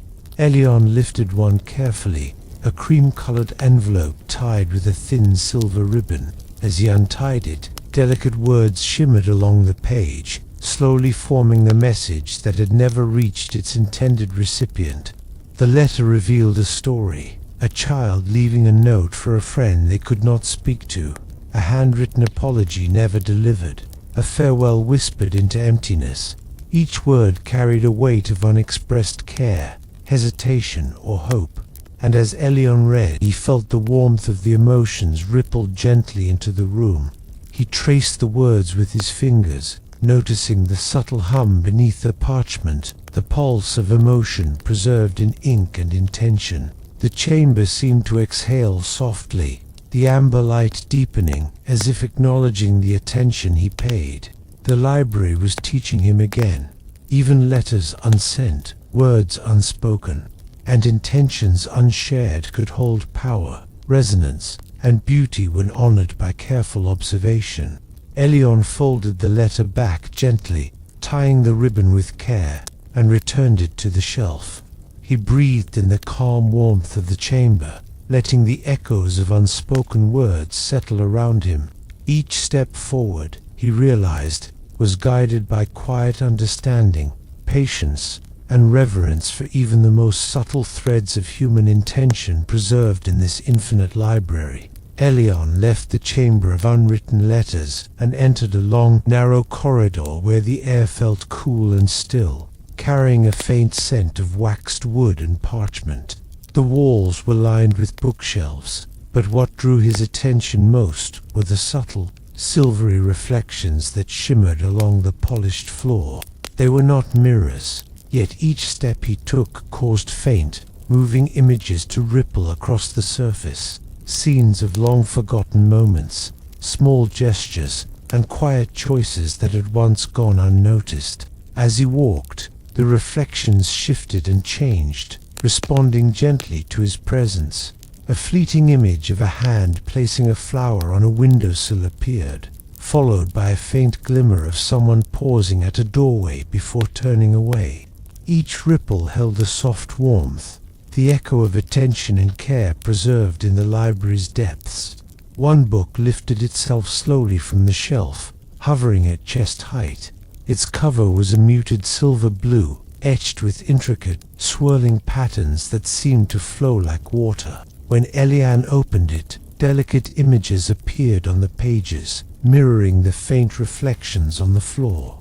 A brief glance exchanged across a crowded room. A whispered promise carried on the wind, a hesitant step forward into a shadowed path. Each scene pulsed softly, almost like a heartbeat, carrying the quiet significance of choices made and nearly made.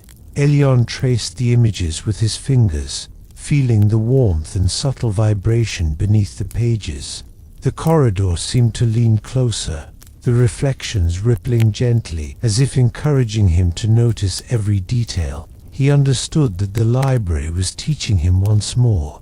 Even the faintest, most fleeting actions, those that might have been forgotten, were preserved here, holding weight and meaning for anyone patient enough to see them. He closed the silver-blue book carefully and returned it to the shelf. The reflections on the floor softened, settling into gentle ripples that mirrored the slow, calm pulse of the library itself. Elion continued forward, step by measured step, carrying the lesson of attention, care, and reverence for subtlety deeper into the heart of the library's endless corridors. Elion emerged from the corridor of faint reflections into a wide atrium, filled with the soft, golden glow of sunlight that filtered through high arched windows. The light here felt warm and comforting, carrying the faint scent of old wood, honeyed parchment. and a whisper of blooming flowers, as though the library had captured the essence of a quiet morning in full bloom. The atrium's floor was smooth stone, worn by countless footsteps, and low shelves lined its edges, each one holding books that glimmered faintly in the sunlight. A gentle hum resonated throughout the space, rhythmic and steady, like the pulse of the library itself. Dust motes floated lazily through the golden beams, catching the light and creating tiny constellations in the air. A book rose slowly from one of the lower shelves, drifting into Elion's hands. Its cover was soft amber with faint gold filigree, tracing delicate patterns along the edges. As he opened it, the pages revealed slow, flowing scenes bathed in sunlight. A gardener tending flowers at dawn, a child drawing letters in the soft dirt, a quiet conversation shared beneath a blooming tree.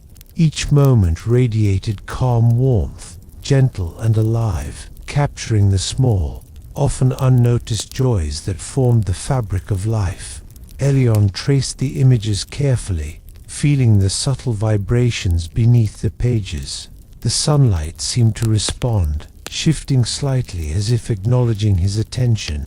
The atrium whispered a quiet lesson. Even ordinary, everyday moments, those that often pass without notice, hold beauty and meaning when observed with patience and care. He closed the amber book gently and replaced it on the shelf. The golden light seemed to settle more fully around him, leaving a gentle calm in its wake. Elion exhaled slowly, letting the quiet warmth fill him, before stepping toward the next corridor. Each step was deliberate, carrying with him the serenity of the atrium and the knowledge that the library preserved every small ray of quiet sunlight in its vast, patient heart. Elion left the atrium of quiet sunlight and stepped into a narrow gallery where the air was rich and layered with faint scents that seemed to tell stories of their own. The subtle aromas of fresh parchment, ink, rain-soaked earth, warm bread, and distant flowers mingled in the air, each carrying a whisper of memory preserved. The shelves here were lower, allowing him to move slowly, inhaling deeply and savoring the delicate mixture of scents that seemed almost alive. As he walked, one book lifted gently from the shelf, drifting into his hands.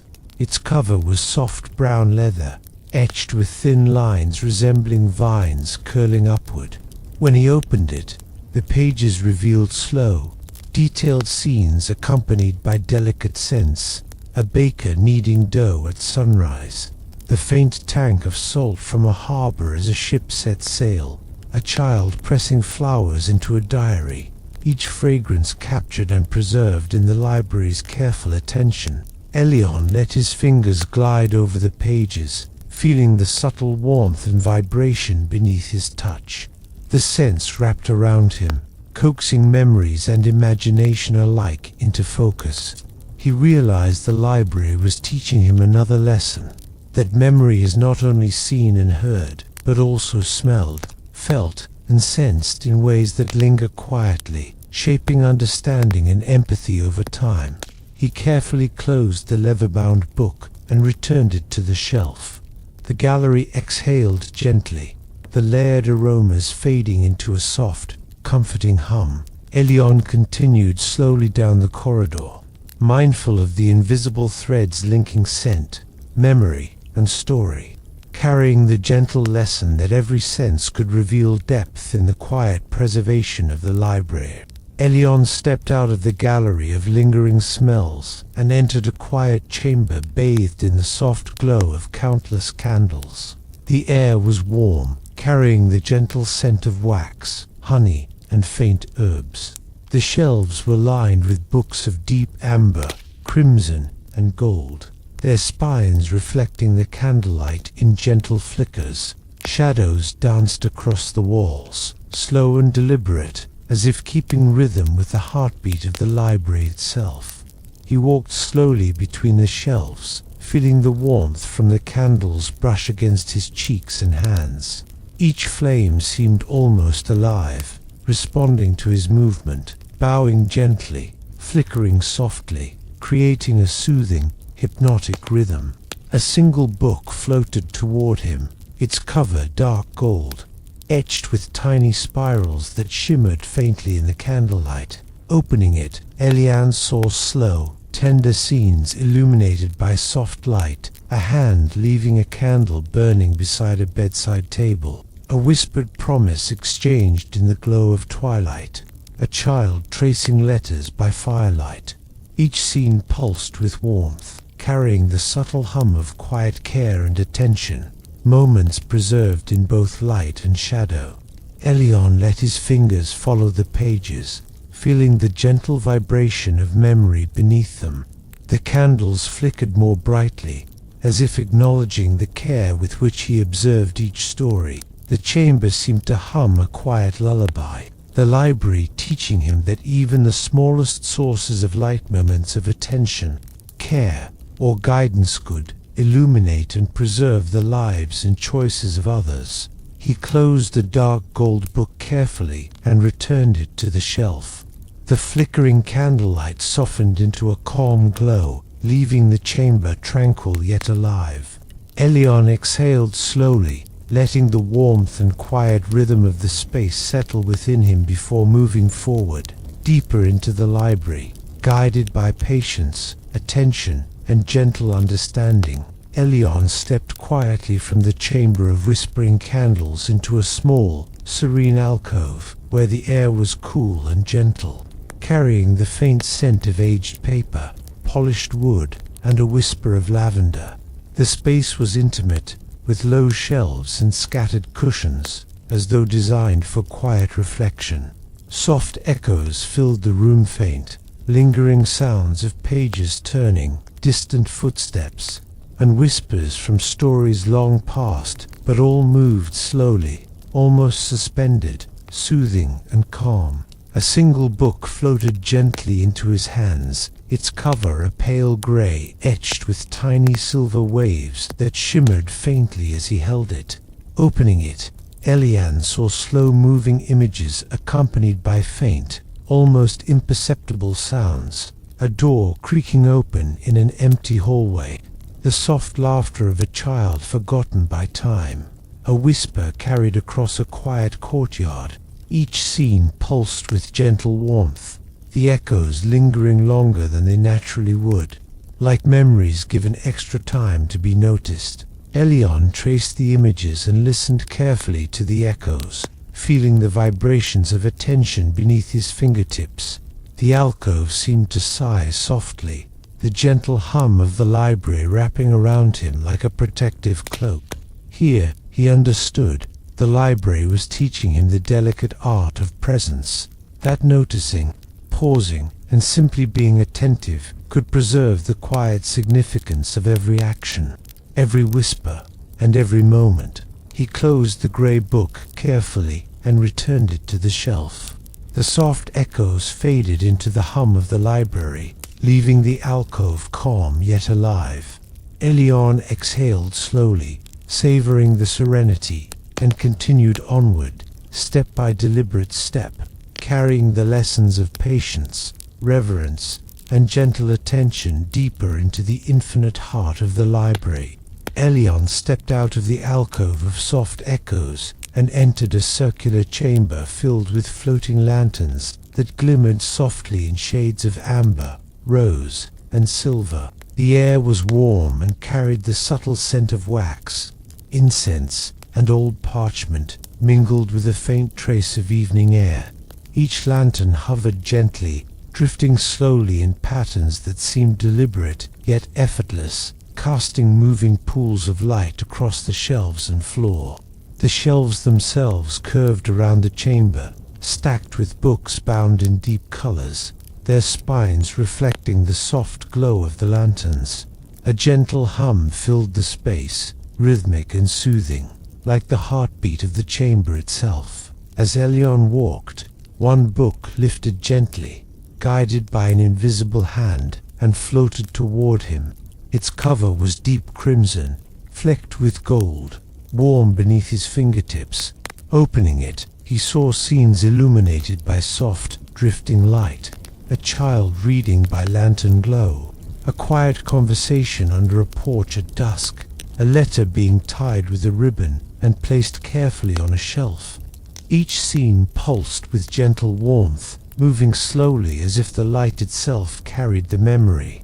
The lanterns swayed above him, reflecting subtle shadows and highlighting delicate details that might otherwise go unnoticed. Elion traced the images with his fingers, feeling the faint pulse beneath the pages.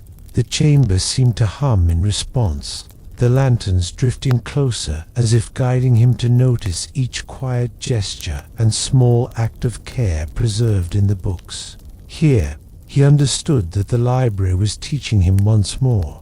Even the simplest moments, when observed and honored, could shine with their own quiet, enduring light. He closed the crimson book carefully and returned it to the shelf. The lanterns drifted back to their gentle, meandering patterns, leaving the chamber peaceful yet alive. Elian exhaled slowly, letting the soft glow and hum settle within him before moving onward, carrying the quiet illumination of small, cherished moments deeper into the library's infinite embrace. Elion stepped out of the chamber of floating lanterns and found himself in a long, narrow corridor bathed in a soft, silvery light. The air here was cooler, carrying the crisp scent of frost and ink, mingled with a faint trace of pine. The floor beneath him shimmered lightly, as if dusted with the gentlest frost, and his footsteps echoed softly, slow and deliberate, creating a rhythm that matched the quiet pulse of the library. The shelves were tall and dark, filled with books whose covers reflected the silver light like frozen lakes. Some of the spines shimmered faintly, etched with patterns that resembled frost creeping along glass. As Elion walked, he noticed that tiny motes of light hovered in the air, drifting lazily like snowflakes, responding subtly to his movement. A book lifted gently from the shelf, its cover a pale icy blue with delicate silver etchings resembling snow-laden branches. As he opened it, the pages revealed slow, serene scenes, a window rimed with frost at dawn, a pair of gloves left by a doorstep, a quiet walk along a snow-dusted path. Each moment radiated soft warmth beneath the cool imagery, capturing the calm and stillness of frozen time preserved for observation. Elion traced the pages with his fingertips, feeling the subtle vibration beneath them. The corridor itself seemed to respond, the soft silver light shifting gently to emphasize the delicate details. Here, the library was teaching him again that even in cold or quiet spaces, attention and care could reveal hidden warmth, preserving moments of serenity and subtle beauty that might otherwise go unnoticed. He closed the icy blue book carefully and returned it to the shelf. The frost-like shimmer in the corridor dimmed slightly, leaving only a soft silver glow, calm and patient. Elian exhaled slowly, letting the quiet, lingering frost settle within him, and continued forward, step by careful step, deeper into the infinite, patient heart of the library. Elion continued along the corridor of lingering frost and entered a small, intimate alcove bathed in the soft, muted glow of twilight. The air here was warm yet heavy with the faint scent of ink, old wood, and evening rain. Shadows stretched gently along the shelves, moving slowly as though the library itself was breathing in sync with him. The books on the shelves were bound in deep purples, dark blues, and muted blacks, their spines etched with fine silver lines that shimmered faintly, reflecting the dim light. One book rose quietly into his hands, its cover a deep indigo, flecked with tiny patterns that reminded him of stars fading at dusk. Opening it, Elion saw images slowly emerge across the pages. A quiet street at sunset, a window glowing warmly in the fading light, a letter left on a doorstep as evening fell. Each scene pulsed gently with soft warmth, capturing the subtle transition between day and night, action and pause, seen and unseen. The ink seemed almost alive, flowing gently across the pages in delicate patterns that mirrored the rhythms of twilight. Elion traced the moving images with his fingertips, feeling the faint pulse beneath the parchment. The alcove seemed to exhale softly, shadows curling around the shelves, highlighting the gentle details of each scene. The library was teaching him, yet again, that even the smallest transitions between moments, choices, or times of day held beauty and significance when attended with care and patience. He closed the indigo book carefully and returned it to its place. The soft twilight glow lingered, settling into a calm hush across the alcove. Elion exhaled, savoring the quiet warmth of the space, and moved forward along the corridor, carrying with him the gentle lessons of patience, subtle transitions, and the delicate preservation of moments that only the library could hold. Elion stepped from the alcove of twilight ink into a long hall where the air was still and heavy with the faint scent of old paper and drying ink.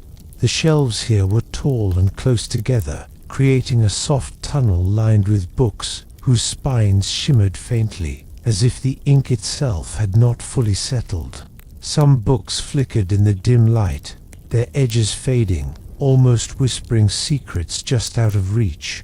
He walked slowly down the hall, each step echoing softly on the polished wooden floor. One book lifted gently from a shelf, its cover a muted gray, streaked with silver, as though the ink were dissolving like mist.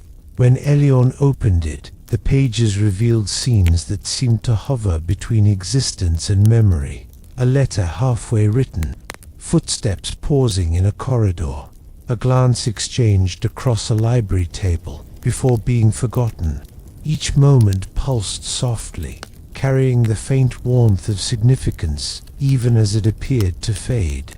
Elion traced the delicate lines with his fingers, feeling the gentle vibrations of time and memory beneath the page. The whole seemed to respond, the fading light shifting to highlight subtle details, guiding him to notice what might otherwise slip away. The library was teaching him once more that even fading moments, words half-spoken, or ink dissolving with time could be preserved and honored when observed with patient attention. He closed the grey book carefully and returned it to the shelf. The hall settled into quiet stillness, the faint shimmer of ink lingering in the air. Elion exhaled slowly, letting the subtle lessons sink in, and continued forward, each step deliberate, mindful of the beauty and weight hidden in moments that teetered on the edge of memory and disappearance. Elion stepped from the hall of fading ink into a vast chamber unlike any he had seen before.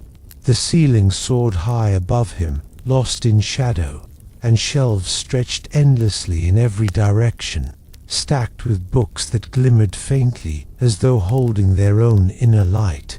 The air was warm and fragrant, carrying the scent of old parchment, ink, and a faint trace of rain. A soft, continuous hum filled the room, like the library itself breathing in quiet, patient rhythm. The floor beneath his feet was polished wood, worn smooth by countless journeys through these shelves. Each step he took echoed softly, blending with the gentle resonance of the books. A single volume floated toward him, its cover a deep, shifting shade of gold and violet, glimmering faintly with an inner light that seemed to pulse like a heartbeat. Opening the book, Elion discovered scene after scene unfurling across the pages, moments from countless lives, captured in slow, flowing detail. A hand brushing against another in silent comfort, a smile offered at the perfect instant, a decision made after quiet hesitation, a whisper of understanding in a crowded room. Each story shimmered softly, a living echo preserved in ink, paper, and patient attention. Elion ran his fingers along the pages, feeling the subtle warmth and rhythm beneath them. The library seemed to pulse with him, the hum of endless pages resonating in his chest. Here, he understood fully that the library held not just books, but the delicate threads of time itself, the choices, gestures, and moments that shaped lives, preserved patiently for those who could witness and honor them. He closed the shifting golden-violet book with care, placing it back on the shelf. The chamber exhaled gently, a wave of calm and quiet understanding washing through him. Elion paused, breathing deeply, feeling the weight and wonder of the library, knowing he had touched its heart in a way that left him both humbled and serene. Elion stepped deeper into the chamber of endless pages and found himself before a grand, circular space at the very center of the library. The air here was rich with the mingled scents of every corridor he had traveled. Old parchment, ink, candle wax, rain, frost, and sunlight, all blending into a warm, comforting aroma. Shelves spiraled upward toward a ceiling, lost in shadow, each one overflowing with books, scrolls, and letters, their pages faintly glowing as if breathing with quiet life. In the center of the chamber stood a pedestal of polished wood, and atop it rested a single, immense tome bound in gold and silver. Its surface shimmered softly, reflecting the light of the library itself, and it seemed to hum with a slow, steady heartbeat. Elion approached it carefully, feeling a quiet reverence stir in him.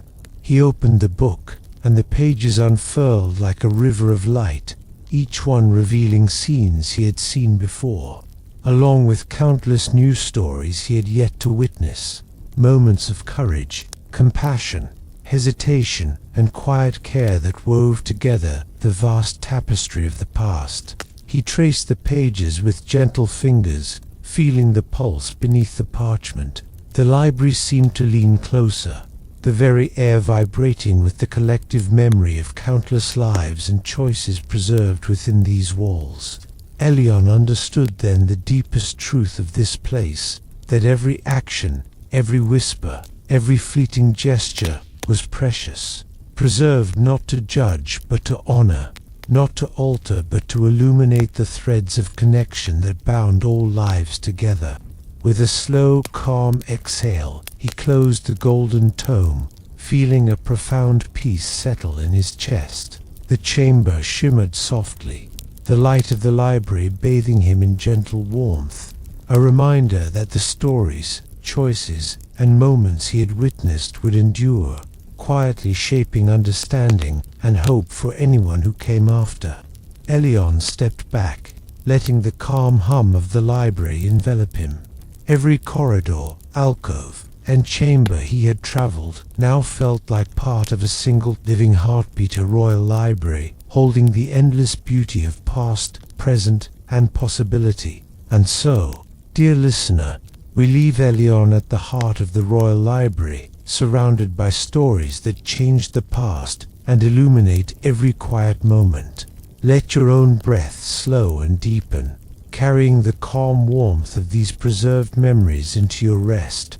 Close your eyes gently and let the library's patient hum lull you toward a peaceful sleep, knowing that every choice, every gesture, and every moment of care holds quiet magic. If you enjoyed this journey, please like, subscribe, and comment below. Let us know where you are watching from, whether it's the US, Europe, Canada, or elsewhere, and what time of day you found yourself wandering these shelves. Your presence is part of the library now, and every story lives a little longer because you've witnessed it. Good night, and may your dreams be filled with gentle light, quiet wonder, and the soft, endless rhythm of stories waiting to be discovered.